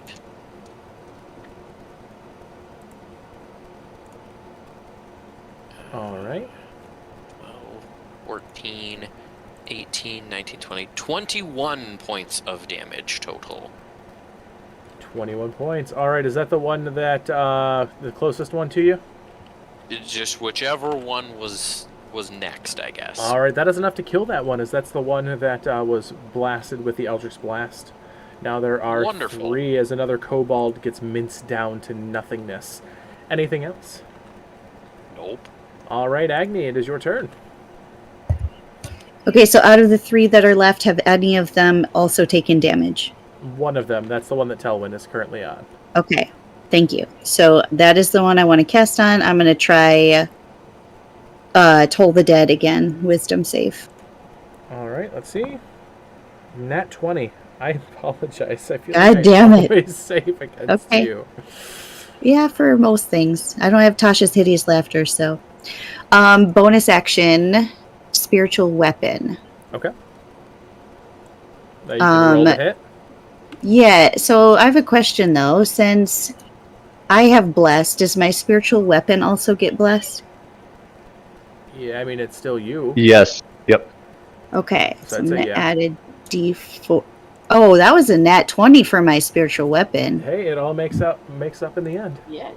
Heck yeah. Okay. And again, for anybody who hasn't seen my Spiritual Weapon yet, or Agnes, it just looks like a coin that just spins around and slaps everything. I love it. That's cool. That's awesome. That is 11 magical damage. All right, 11. It's still up, but getting bloodied. That's it for me. All right, the were-rats are going to try...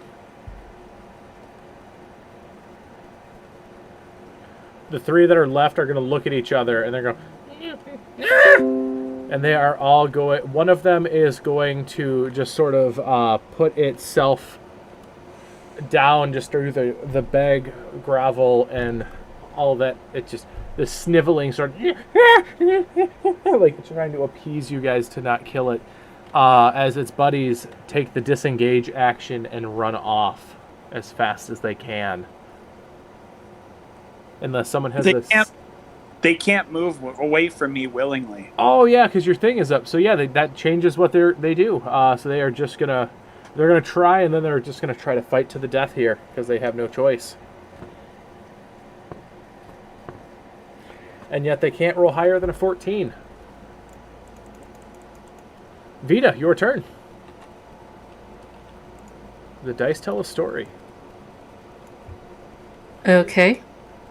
I would like to cast Hex on one of them. All right. It's Con. All right. And then I'm going to Eldritch Blast. Oh, yeah, one of them. All right. Okay, I got a 14 and a 21. Dirty. That'll absolutely hit. Both will hit. AC is 12. That's right. So that'll be 11 damage. Do I need to do Necrotic and the other one separate? So you have Necrotic and Force. Yeah. Both of those are not resisted. So, or immune, so those do full damage. Okay, perfect. Then that will be an 11 for the first blast, and the other one is 12. So 11 and 12, so 23? Yep. That one's still hanging on by a thread, but it is still up. All right. Anything else? Nope, that's it. All right, Panaki, your turn. Or actually, no, Phelan first, then Panaki. Sorry, double jumped. Cool. Okay. How many are left? There are 3 left. 3? I believe. Well, Yeah, 1, 2, 3. 2 of them are heavily injured. 1 of them has not been injured at all. okay. Nobleman misses. I'm going to cast Magic Missile at 2nd level. So it'll be, I believe, 4 darts. Okay. Are you going on the one that's been heavily injured, not injured, or one of the other ones that have been injured as well? I'm going to start off on a heavily injured one. Okay. You place them as you shoot them because they all fire at the same time, so you have to place them Okay. as you when you It's cast good. the spell. Okay.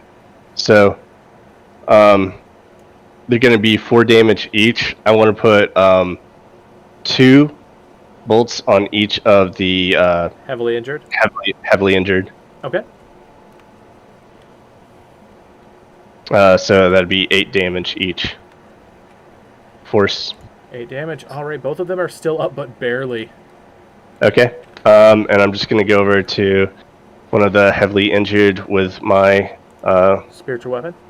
spiritual weapon, yes. All right, sounds good to me. And that'll be a 14 to hit. Absolutely, that'll hit. Yeah, let's see. Oh, I gotta go back to it. See what the damage is. I need to do the thing where it shows up under my attack. Okay, 1d8. That'll be 9 force damage. 9 force. All right, that kills the next one. Back into cover. Now there are 2 remaining. Next up is Panaki. Okay. Let's see. Oh, a natural 20 on bite. So that's So you found out last turn that your bites right. don't do anything. Are you trying to grapple or something with this, or? Well, I just got 14 altogether, so I'll keep that. I'll probably transform next round. Okay. I'll let you because you found that out last. You found that out last turn, so I'll give you the option to change what you're doing. Well, I probably will drop it, but not now. Okay. Okay. All right. Anything else? Nope. All right. Next up, Telmin.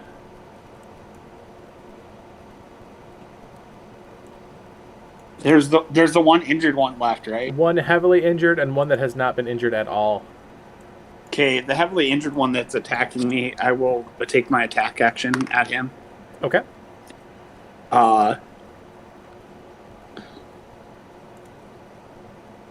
That bless has been huge, by the way, because I haven't been rolling overly great.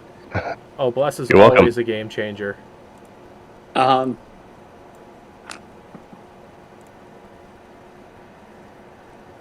The first attack does 8 damage.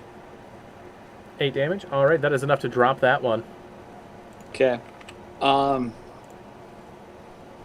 There's just the one that's cowering left, right? Yes. I'll look at it and it'll be like, you should tell me who's sending you and where they are located.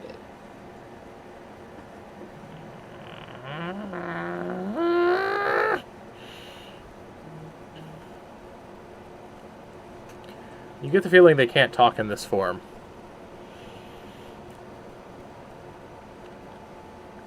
Oh, great fun.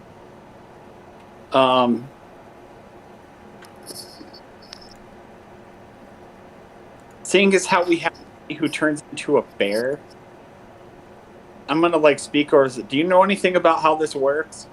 I'm gonna point at this thing, and it's changing thing, and because we need to be able to talk to it. Because I'm tired of these random getting attacked by all these half animal creature things. These werewolves or were-rats or whatever they're going to keep attacking us in this forest because it's kind of getting old. Anybody know anything? How to get it to talk? How to get it back to human? How to get it to do something? Knock it out. That is an option. Ken, at this point, I'm guessing that we've sat and BS'd around the campfire. Say that what?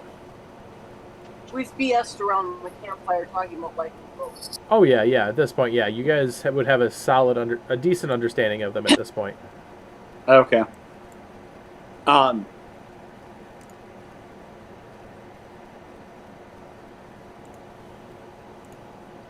guess, do we want to tie it up? What do you guys say? I'm gonna look at you guys and I'm like, I'm not gonna kill this thing since it's cowering. I mean, we already know that the werewolves are trying to attack us. It would make sense in my mind if this is just another BS attack from the werewolves. Do you think this thing can actually tell us the location of where whatever is sending these things at us is located at? I mean, maybe.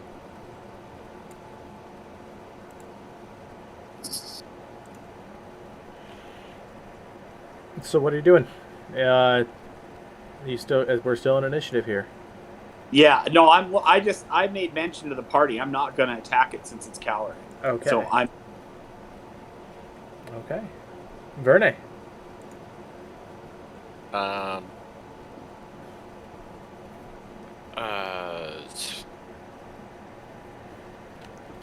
I mean, sure, just to make this easier to deal with, I'm gonna not lethally attack it and just try to knock it out. Okay. Moving my Hunter's Mark to it, because Hunter's Mark is just more of my damage. Yep. So it will just make my non-lethal go even easier. Yep.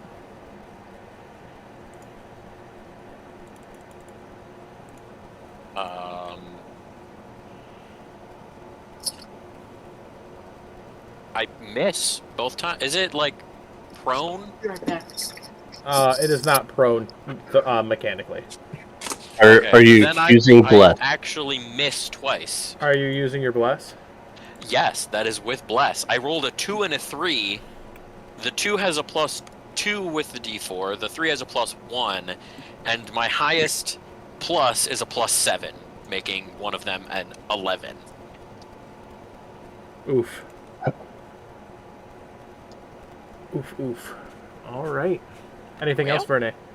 Nope, that's all I can do. All right, Agni, you just see him trying to non-lethally hit this thing and failing horribly. Oh gosh. I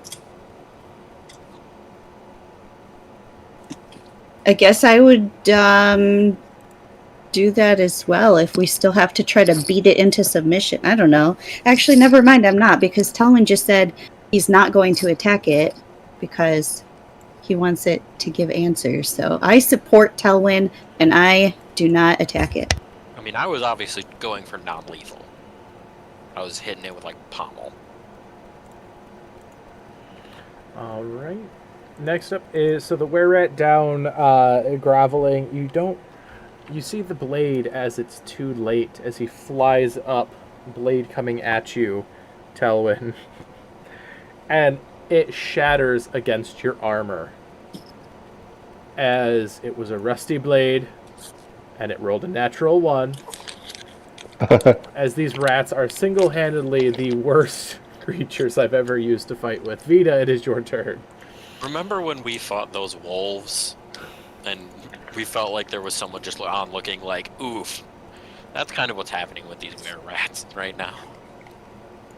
Yeah. Yeah. Needless to say, their boss is not happy with them right now.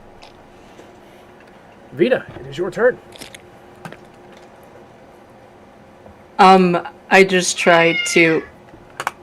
Hang on just a second, sorry.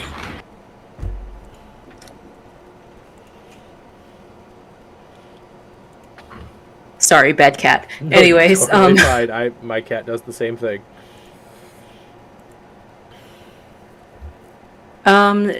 the AC was 12. 12, right? Yep. Okay. Then thankfully, because of Bless, nope, actually. One of the hits doesn't land for an Eldritch Blast, both to this creature, so one hits, one doesn't. Okay. And that will be a 7. No, wait, 5, sorry. A 7, all right. No, 5. 5 damage? I apologize. Yeah, it's 5. All right, sounds good. You blast him, he's... Yarr! He's not happy with that. Phelan, it is your turn. This is a lot of fun, but I'm getting a little tired of this hold person.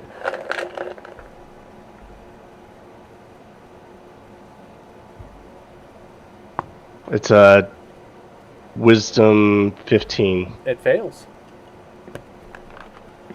It is paralyzed for 1 minute. Get your ropes. Hurry up. Let's go.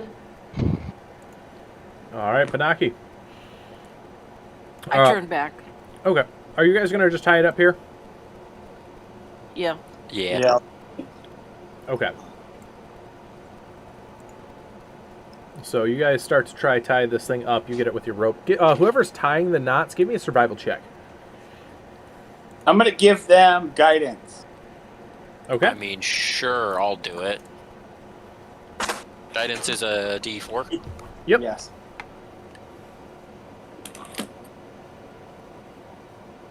Plus bless. Which is another D4, right? Does that... Well, do they both work? I don't Oh think... wait, no, that's only a saving throw. Yeah. Never mind. It doesn't. Okay. Guidance. Something. Oh, Can I Just the guidance. Am I allowed Oh. to maintain my concentration but switch it to Dex? Yeah. I'd say Cool. so. And never mind, bless wouldn't be up anyways because I used hold person. So that's a 19. 19. Yep. All right, so your knots Oh, are nice and yeah. strong. It's really raining outside now. I just heard thunder and then a lot of rain. I know, that's why I closed up my windows and stuff like that, because it was starting to get bad when we went on break. Yeah, so absolutely, you tie this thing up. It has some absolutely wonderful knots tied into it. As the minute breaks down, it just looks... Yeah! What are you doing? As it forms back into its kobold self. You want to end up like your friends over there? You're merciful! My boss would do worse! Do you want to end up like your friends? Because I can arrange that right now. Better than what my boss would do to me? He'd eat me! How is that better or worse than... He doesn't kill you Anything before he eats you! I mean, I Jackie never says said slightly, that I would "No, I I could would eat do you." it quickly. I Yeah. just asked if you wanted to end up like them.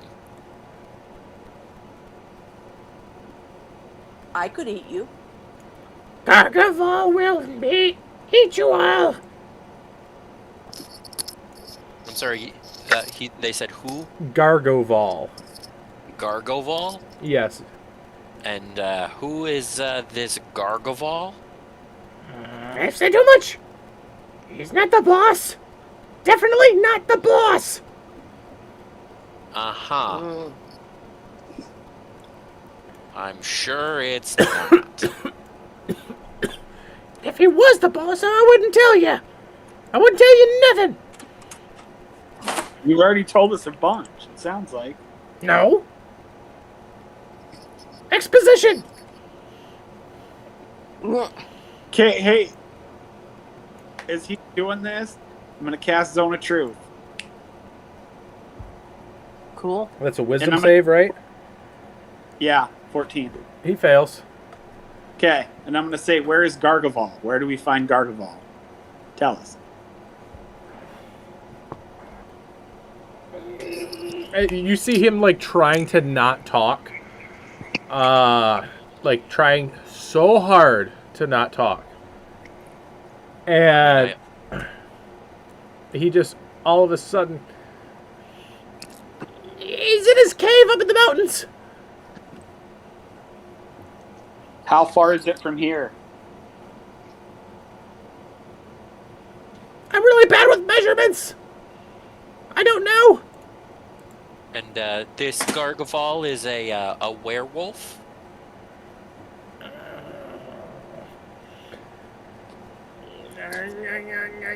And like you see, he's visibly looks like he's trying to eat his bottom lip, but he can't. Let it stop. go. He can't stop Let it go. talking because he's a kobold, and it's in his nature to just want to be New chaotic. information? Well, not give information, but just he wants to talk. He doesn't get a chance to talk much in his tribe, and people wanting to actually listen is fighting his inner. He's Gargaval is Alpha. Alright, I will take that as a yes. Lugaroo. Lugaroo? Yeah, werewolf. Like Alpha werewolf. Ah, Like if you've ever read the Dresden Files, werewolf. I have not.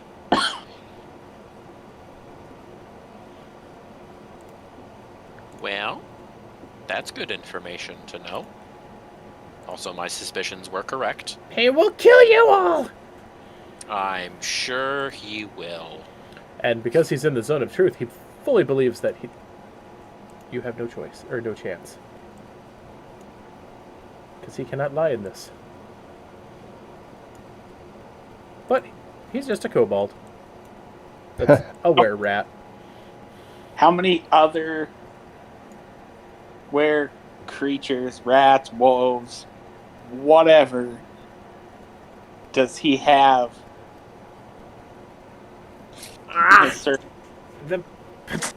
The pack is Legion! Legion is pack! So can you count like simple things like 1, 2, 3, 4? You just see him visibly deflate. I'm starting to feel bad for this kobold. I'm going to ask him, what is your true name? That's not creepy or weird at all. Vita's just gonna stare at Phelan like, what the hell? He'll look back at you and just shrug and smile. He starts listing off, you see him like really quiet for a second, and then he just takes a large, insane breath. Billy Bob Joe Schmo, just, it's like 17 to 18 names back to back, no spaces, just rambling. But my friends call me Steve. But Well, you, Steve? you killed my friends, though. I guess Steve? I don't have them now. Are you going to stab us to death if we let you go? I want to lead down to Steve and say, now a Fae has your true name. Do you know what that means? It goes right over his head. He also looks to Vita. I can't stab if I don't have a sword, but I'll bite your ankles off. You're no fun. Turns around and walks away. I understood the threat. How are you at gardening? Me? You? I know if you put poop in dirt, it makes plants grow better. This is true. How are you at gardening? I'm real good at pooping. Not Okay. so much about gardening.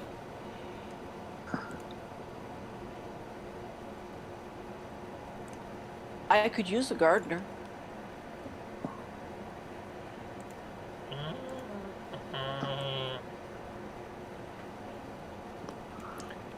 I don't know. The boss would be pretty mad. I don't think your boss is going to survive us. Yeah, he won't mind once he's dead. You just see he looks very like just sort of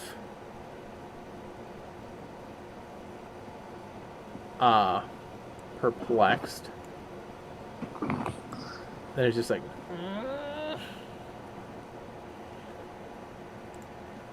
I can cook. Well, we'll teach you how to cook. That's a good call. So, how would you feel about leading us to him?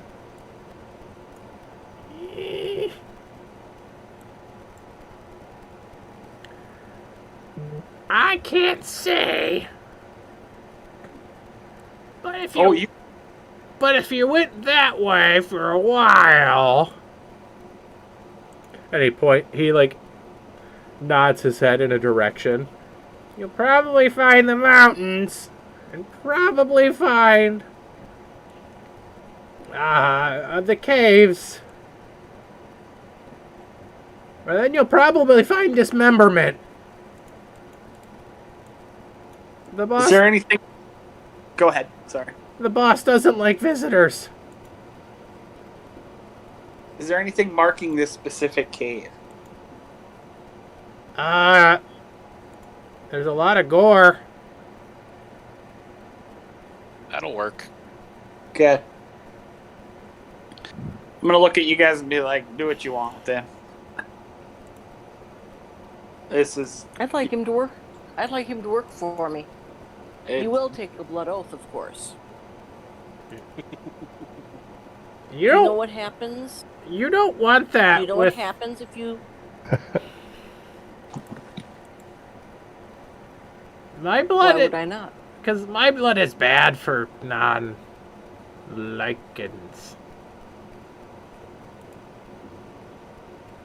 I mean, all right. Your other option is to be left like your friends. No, you're not. You're not understanding. My blood would poison you for blood oath. You don't have to drink your blood to take a blood oath. Don't you cut your hands and shake? There's different kinds. You'd still die screaming if you betrayed me.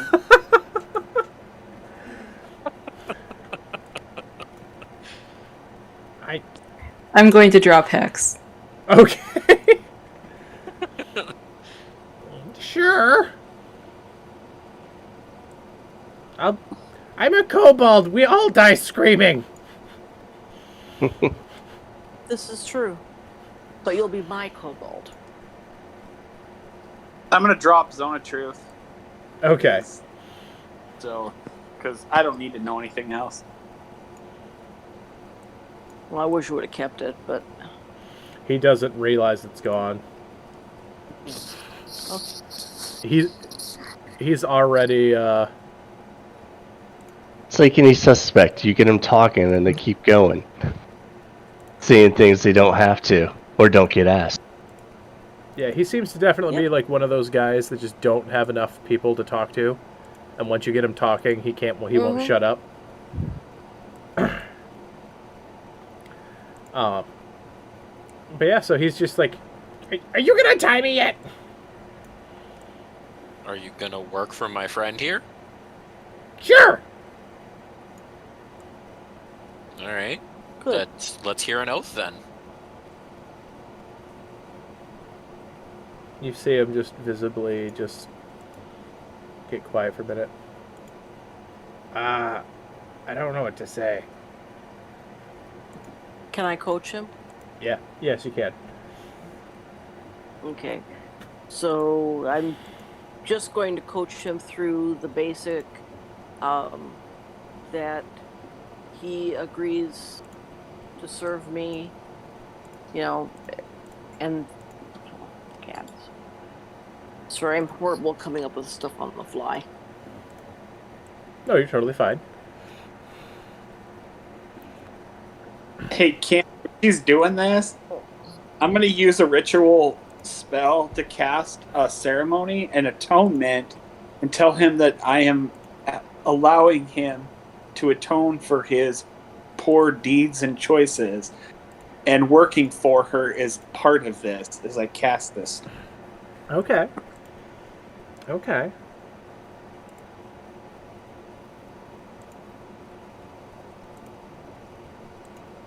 Great use of the spell.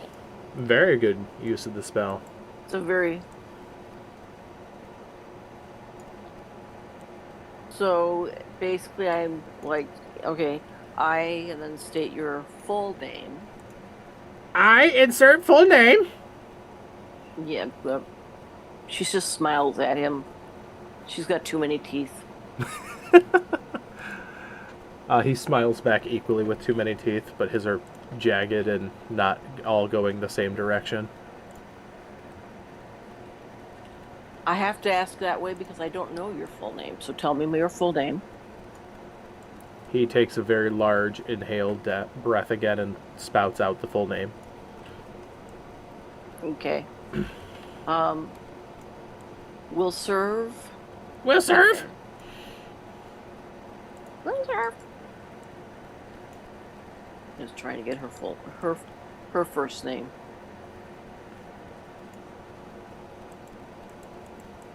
Because it's more than Panaki. Yep.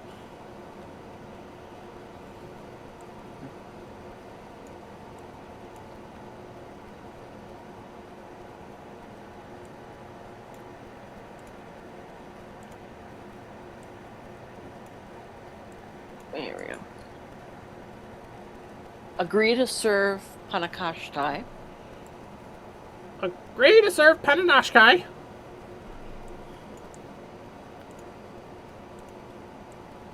Faithfully and truly. Faithfully and truly.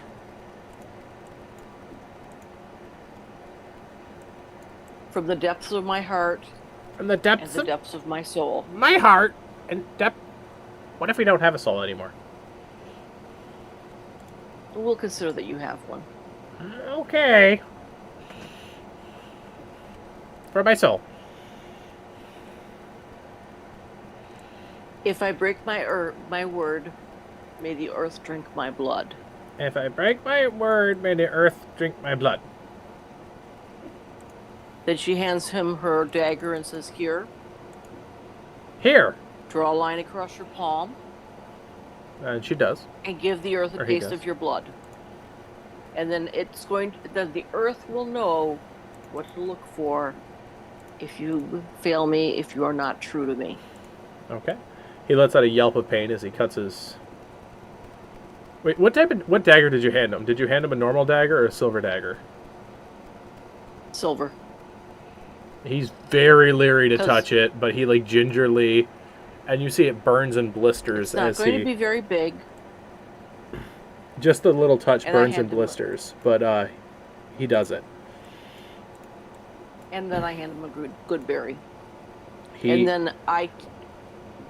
eats it faster than you've seen.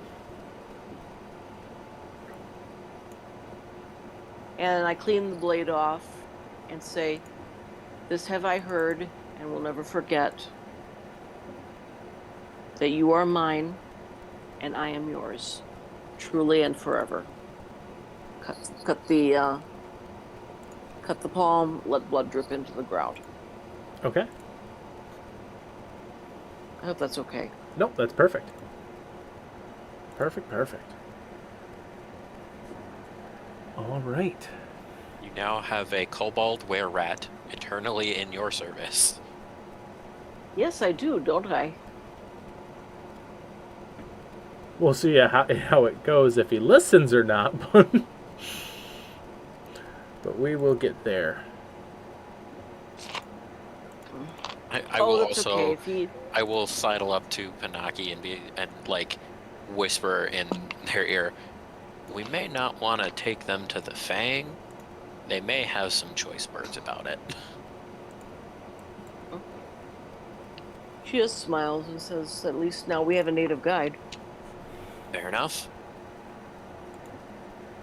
I would like to take the Fang if we are going to attack a full cave of werewolves. I'm all for that plan.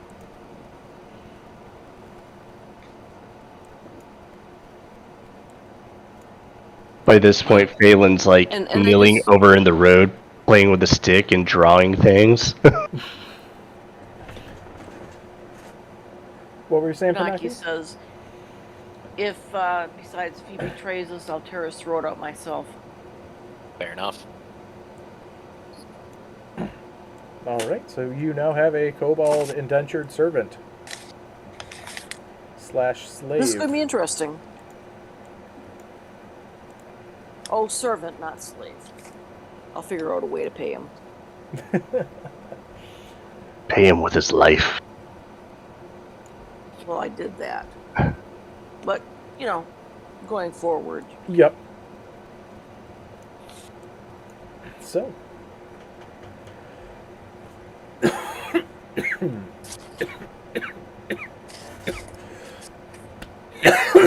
Sorry about that, guys. Bang. Now, what is your plan? Are you going to still head to the Fang's Bane first, or head in the direction this kobold has pointed you in? I would continue to go towards Fang's Bane, because if we're attacking a bunch of werewolves, I want their aid. Yep. We also still need to get a cure, right? For Yep. We still need For to threat. help our friend. yeah, that's number one priority right now.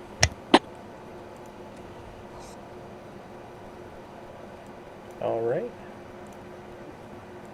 Oh, also the names might be useful to tell the Fang's Bane. They might be able to tell us something good. Yes, 100%.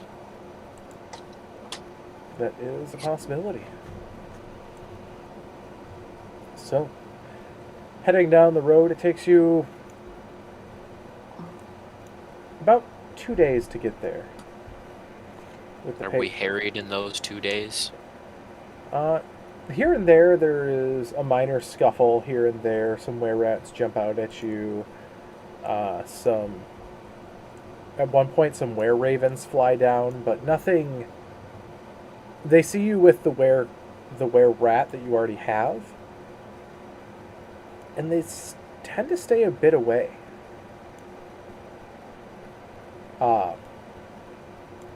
You're not sure if they think that maybe it's prisoner, or something or another they might be thinking, but you're not sure. But for the most part, they start coming at you, and then they get out of there as fast as they can. Something just sort of tells them to. Is there some sort of insight or something we can do with this? What's that? Or is there some sort of insight we can do with this? Or Yeah, you can absolutely give me an insight check.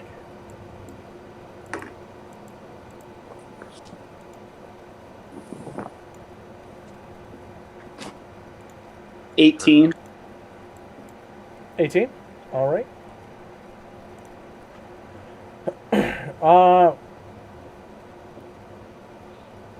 Every time they approach, you see the kobold's ears prick a little bit. And something... You're not sure if it's an unspoken thing that's going through. Oh, okay. But something's definitely going on a little bit.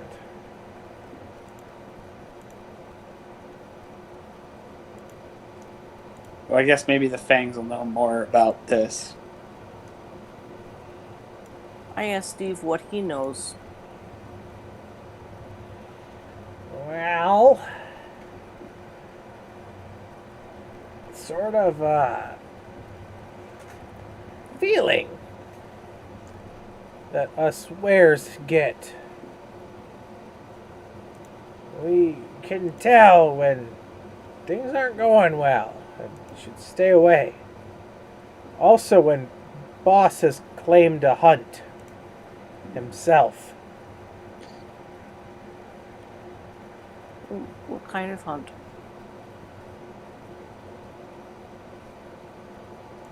Oh, lots of hunt. Like, he's coming for you.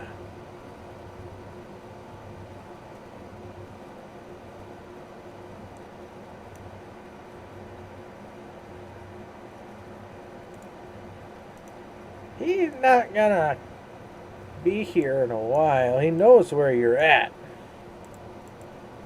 So how does he know Surprising. where? He, like I said, he's the alpha. He knows where his pack is.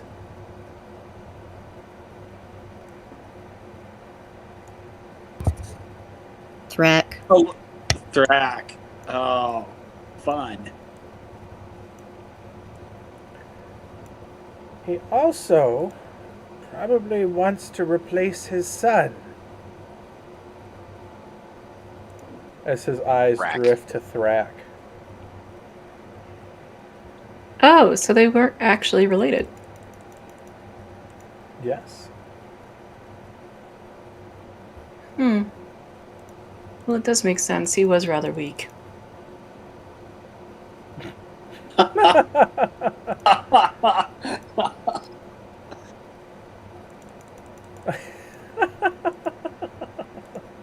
mean, I don't have very much faith in the alpha if his spawn is that weak. I'm more concerned about Thrak at this point. Yes, I which mean- is Oh. why I am taking us straight to Fangsbane. S-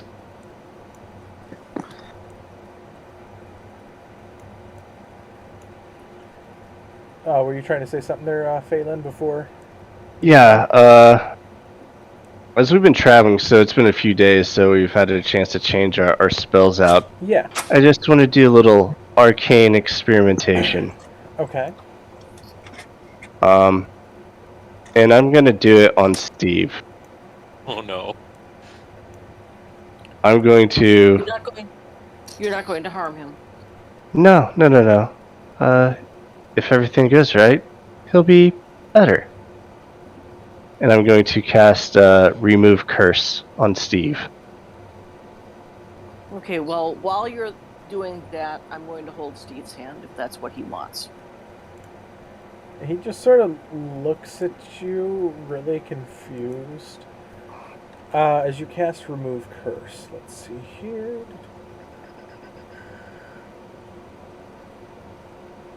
As I have to...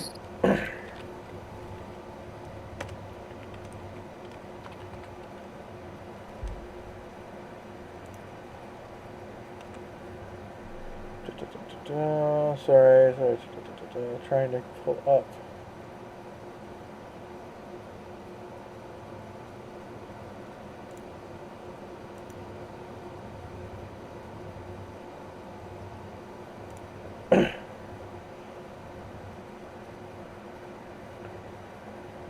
So,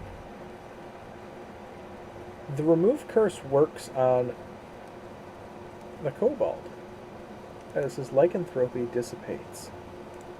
He looks at you. The hell did you do to me? Made you less dangerous to myself. That's all. I can try it on Thrak if you all want. That sounds like a good idea. Hey, I'm thrilled with that. Whether or not it works, I still want to go to the Fangsbane. No complaints here. And I will try Remove Curse on Thrak. Alright. Thrak sort of groans a bit, but it doesn't seem to work on him. Right, well... That's not good news. The kobold just sort of chirps up. He was cursed with boss's blood. Have to kill the boss to cure the... and the lineage. Stronger curse. Stronger remedy. Well, this should be fun. As I have still not changed my course, I am still going towards No, absolutely. the Bane. Because whether or not we now know that if they can fix him, because now we just know we have to kill the boss, I still want an army of lycanthrope hunters to assist us in this. Oh, very fair. Yeah. If I can get it. Because, you know, that's a lot of werewolves we're going to be going up against. No, absolutely. Possibly. I don't know. Yeah, I'm also looking for an arbor trade out if possible. So to the Fangsbane. All right, so you guys... Plus, I just kind of like the Fangsbane, I'm not going to lie. It takes you about over the course of the couple days, you guys do get there. You come up to the very familiar place. Hey, now the Fangsbane's not going to have a problem with the kobold. Yeah, no. They let you guys all pass as you head on into the tavern. We obviously explained to the person out front what is happening with Thrak. He nods. He's seen the symptoms and stuff like that. You should go see Anatoly. He might be able to tell you more. That's why we're here. Well, go on, get in there. I'll be waiting for you. Also, quick clarification thing, because I had said it in passing during the combat, but I wanted to get proof of the were-rat deaths. Yep, you got some ears. Be sufficient enough proof. So you head out in there. You see Anatoly behind the bar. He's tacking up a couple bounties at the time when you walk in. And doesn't hear you approach. Anatoly, we need some assistance. Quite badly. Ah, what's going on? What's going on? I just point to Thrak. His eyes narrow a bit. You brought a lycanthrope whelp into here. We brought a friend who was unfortunately bitten. We Yes. would like some assistance on getting him well again, because we don't want him to be a lycanthrope, and he doesn't want to be either. That is fair, that is fair. Have you tried to remove curse? Yes, we have. It did not work. Have you tried having him eat a substantial amount of wolf's bane? No. Does it come in a booze form? Not... There is danger with this. Wolf's bane for people in general, very poisonous. It will probably kill him, but it will kill Wolf. Or whatever lichen is there, then you can use magic to bring him back. I don't think we have high enough magic in order to bring him back. Well, Phelan will look over at Agni. Some of us might. Not quite yet. I promise to study real hard. Would, tomorrow? Would killing the lead werewolf fix it? that could work. What type of werewolf? Did you... The one that's controlling all of the were creatures in this area, besides, I think, probably the were bears, because they were the ones that warned us about the werewolves in the first place. Yes, but did you get the type of were creature this is? I just look to our kobold friend. Lugaroo!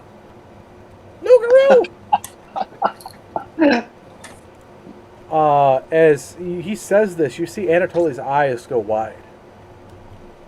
Lugaroo? Uh-oh. This is a dangerous game you play, my friends. Lugaroos are very dangerous foes. And only the bravest of hearts should attempt these.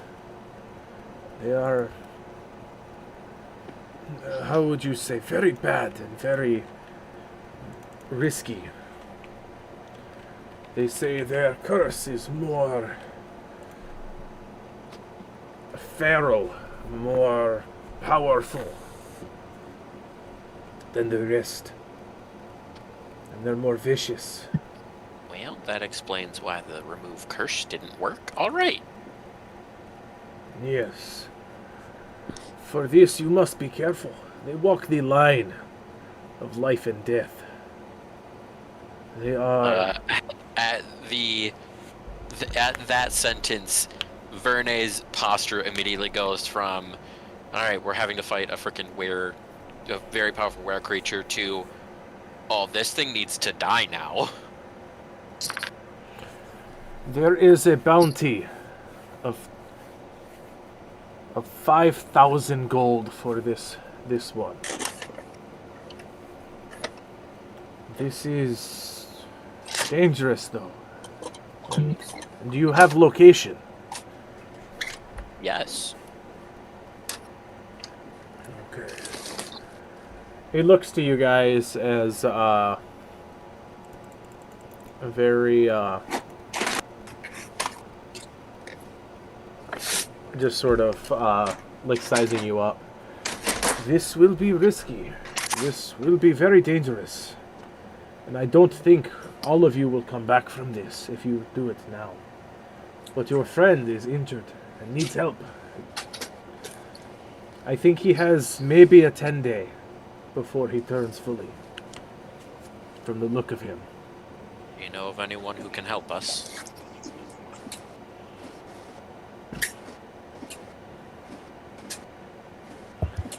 I mean, we could try the Wolfsbane thing before then. If it's a Lugaru... I actually had forgotten to add my extra spells when we leveled up, so I could have had that prepared already, and I just forgot that I didn't do it yet. If it is... We would need the components. Oh yeah, we would still need components. If it is a Lugaru, Wolfsbane will not work. They have specific ways to kill them. Like vampire, you must take a stake to heart, where Lugaru must be inherited silver. Must land the final blow. Inherited silver? Yes. Normal silver will hurt it.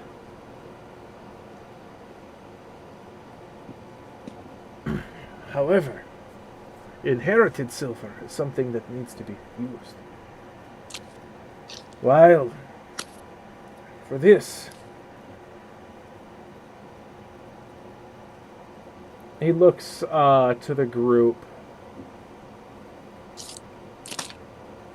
and Anatoly just sort of strokes his long red beard. He looks. Who am I adopting?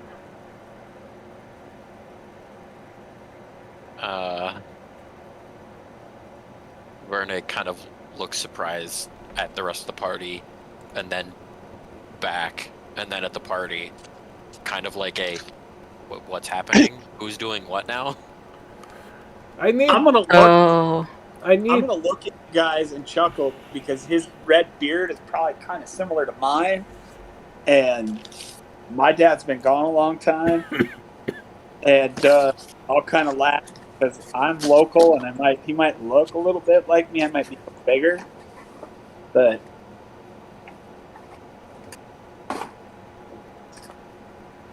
he's like, I must offer inheritance to someone, but there's a way to do it without dying.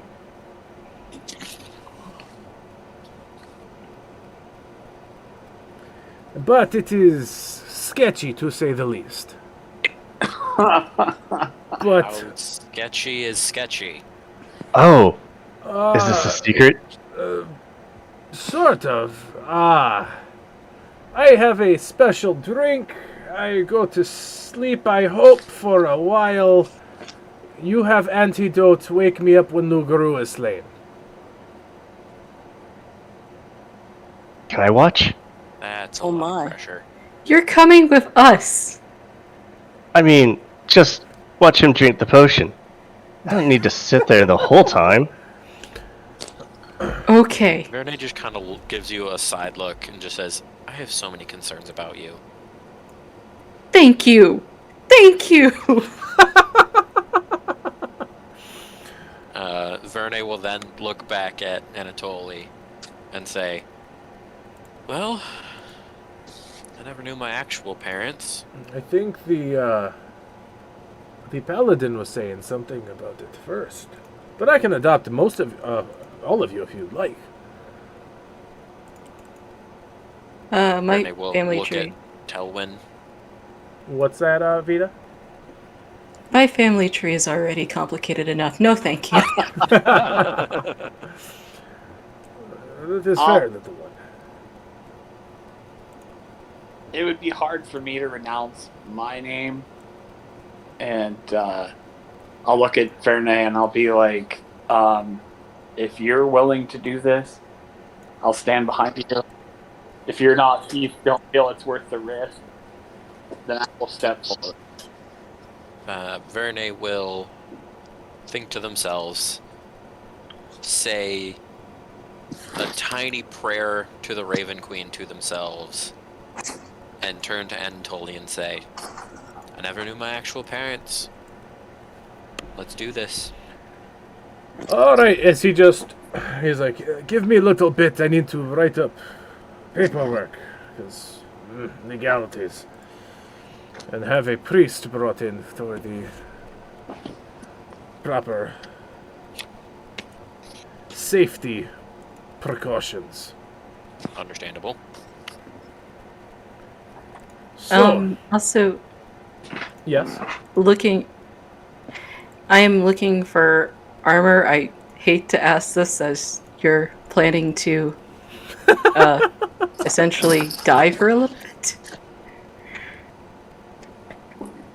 But I have to ask. We can get you armor. What are you looking for? Thank you.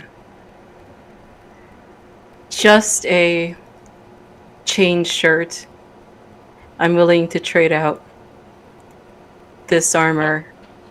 Verne will also go, oh, we also have these, and pull out the however many ears of the were-rats, and you the get, however many... 5. And we also had the werewolf that attacked us just outside of Yep. the town. Don't you need some of those for the Raven? No. Oh, Okay. No, I well, have other mementos that I can grab off people. if we're bartering for things, I wouldn't mind a silver dagger. And maybe just a hand mirror?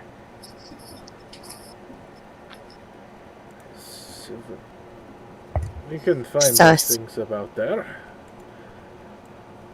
We will put the requisition in over there with Sergei, as he points to a man sort of off that you've dealt with to get a few of the items in the past here.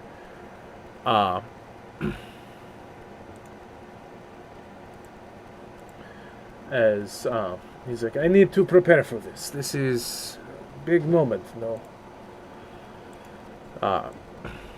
So he goes off in the distance. You guys can go talk to Sergei, put whatever items you need in the chat, and the ears you'll end up getting with the werewolf and the were-rats. The were-rats aren't very much. They're about 10 gold per, putting you to 60 gold there, but the werewolf is about 100. Each So- or for the total? So it's 10 gold per for the were-rat, so 60 gold total for that, and 100 for the werewolf, so 160 gold total. Okay, so an additional 160, giving us, what is 269 plus 160? 429. 429? 429 gold pieces.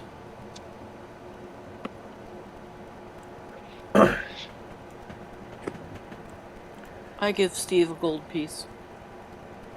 He promptly eats it. Was that really necessary? Can't steal it if it's in me! It's probably true. It's going to be very difficult. However, I'm not going to help you get it back. What happens when you shit it out in the garden? as he just sort of he like punches himself like really decently hard in the gut and just burps up the coin again. No, no. See? No. I got Gold it. tree. Gold tree. Gold tree. He looks genuinely Yeah. confused. You poop it out into the garden and it grows a tree, like the potato sun. Give me a potato into a tree. Give me a Which doesn't deception normally check happen. with that. Can I assist with that deception? I would appreciate that because I only got a 7.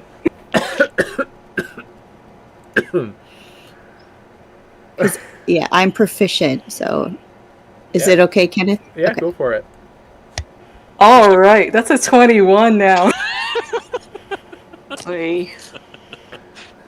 He looks at you like he's expecting that this is some sort of ruse to get his money, and just eats the coin. And you're not sure if it helps or not, but like you find out later. In about 2 to 3 days. Well, I did promise to pay him. I didn't say what he had to do afterward. Is everyone okay if I use some of the party fund to get some studded leather armor? Absolutely. If you trade in your armor, you can take the cost against it. So I can reduce it by half or the full 10? The full amount, because you guys are about to 10? do something Okay. very risky for them. They're definitely here, Okay, so that willing to would help you guys out. Perfect. That would take it down to 35 instead of 45 gold. So you guys, after a bit, you guys get the materials you need that you're looking for. Anatoly comes back down with a sort of elderly gentleman, face drawn tight and and like wizened with age. Anatoly look. This is Bartov. He is priest of Kalimvor.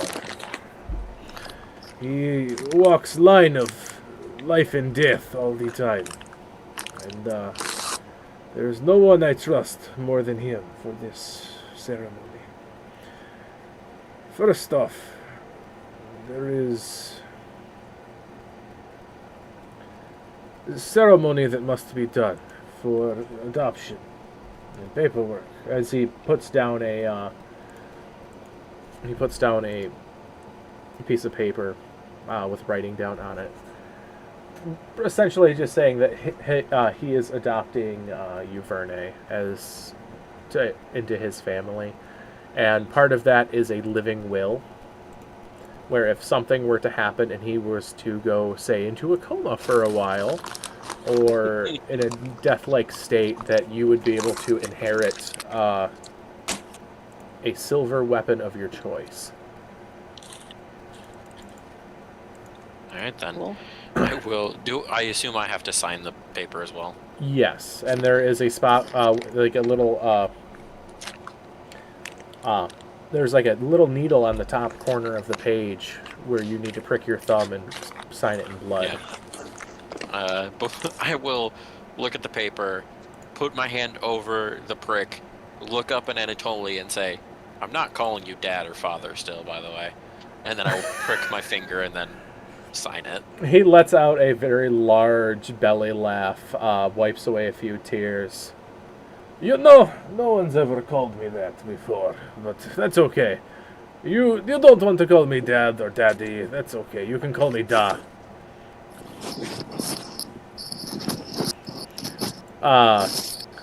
Call him Da. But he signs it as well. He's like, now it is done. Now it's time for, well, shitty part. I'm going to take a big nap. Is there anything you need before I, hit the hay? I hope to wake up from.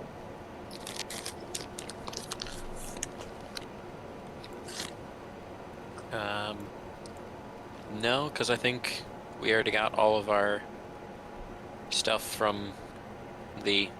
I forget the other guy's name that we were buying stuff from. Sergey. Sergey.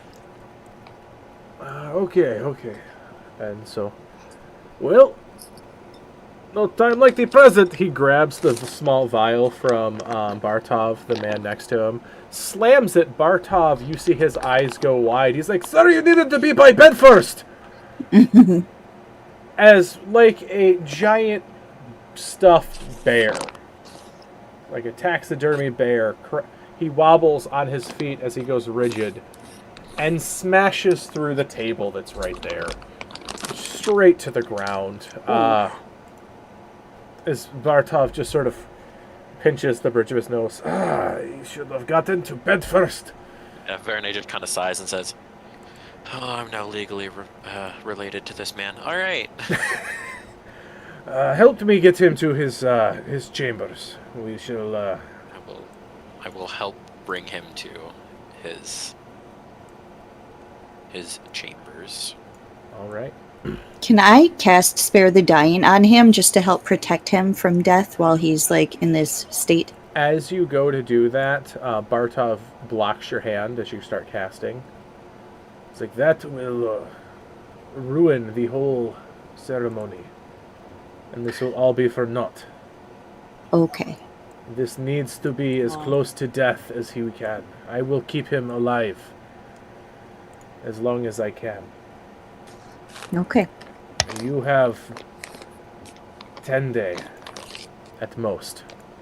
That is all I can do. Waylon is in the corner, just drinking a glass of wine, just taking it all in like a good show. So, as you get Anatoly back to his room, you get him in bed. Verne, you are offered a weapon of your choice, a silvered weapon, in order to have that is inherited. As you don't realize, Anatoly has quite the arsenal. Yeah. So I am going to look at all the finesse weapons, and I'm just going to look over them and kind of feel out which one is calling to me, if that makes sense. Yeah. None of these are magical.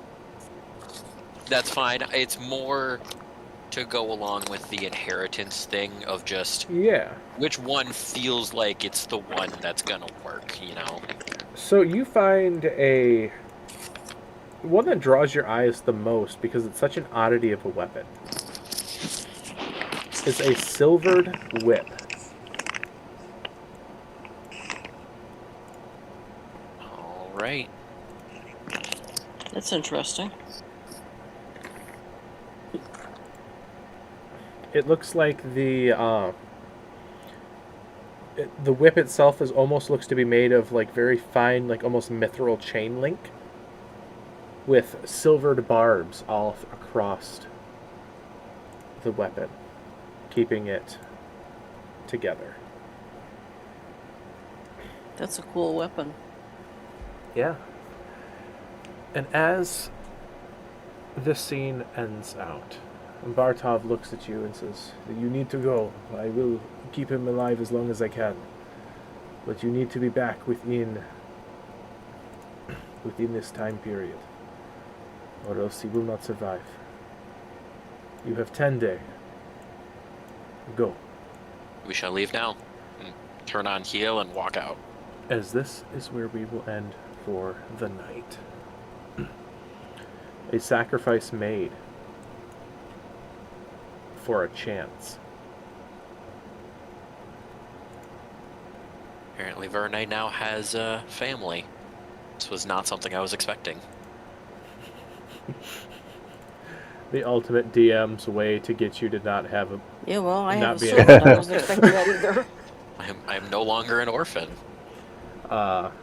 So, everyone watching at home, thank you so much for watching back at home. I see we have 2 viewers. Thank you for the new viewer who came in.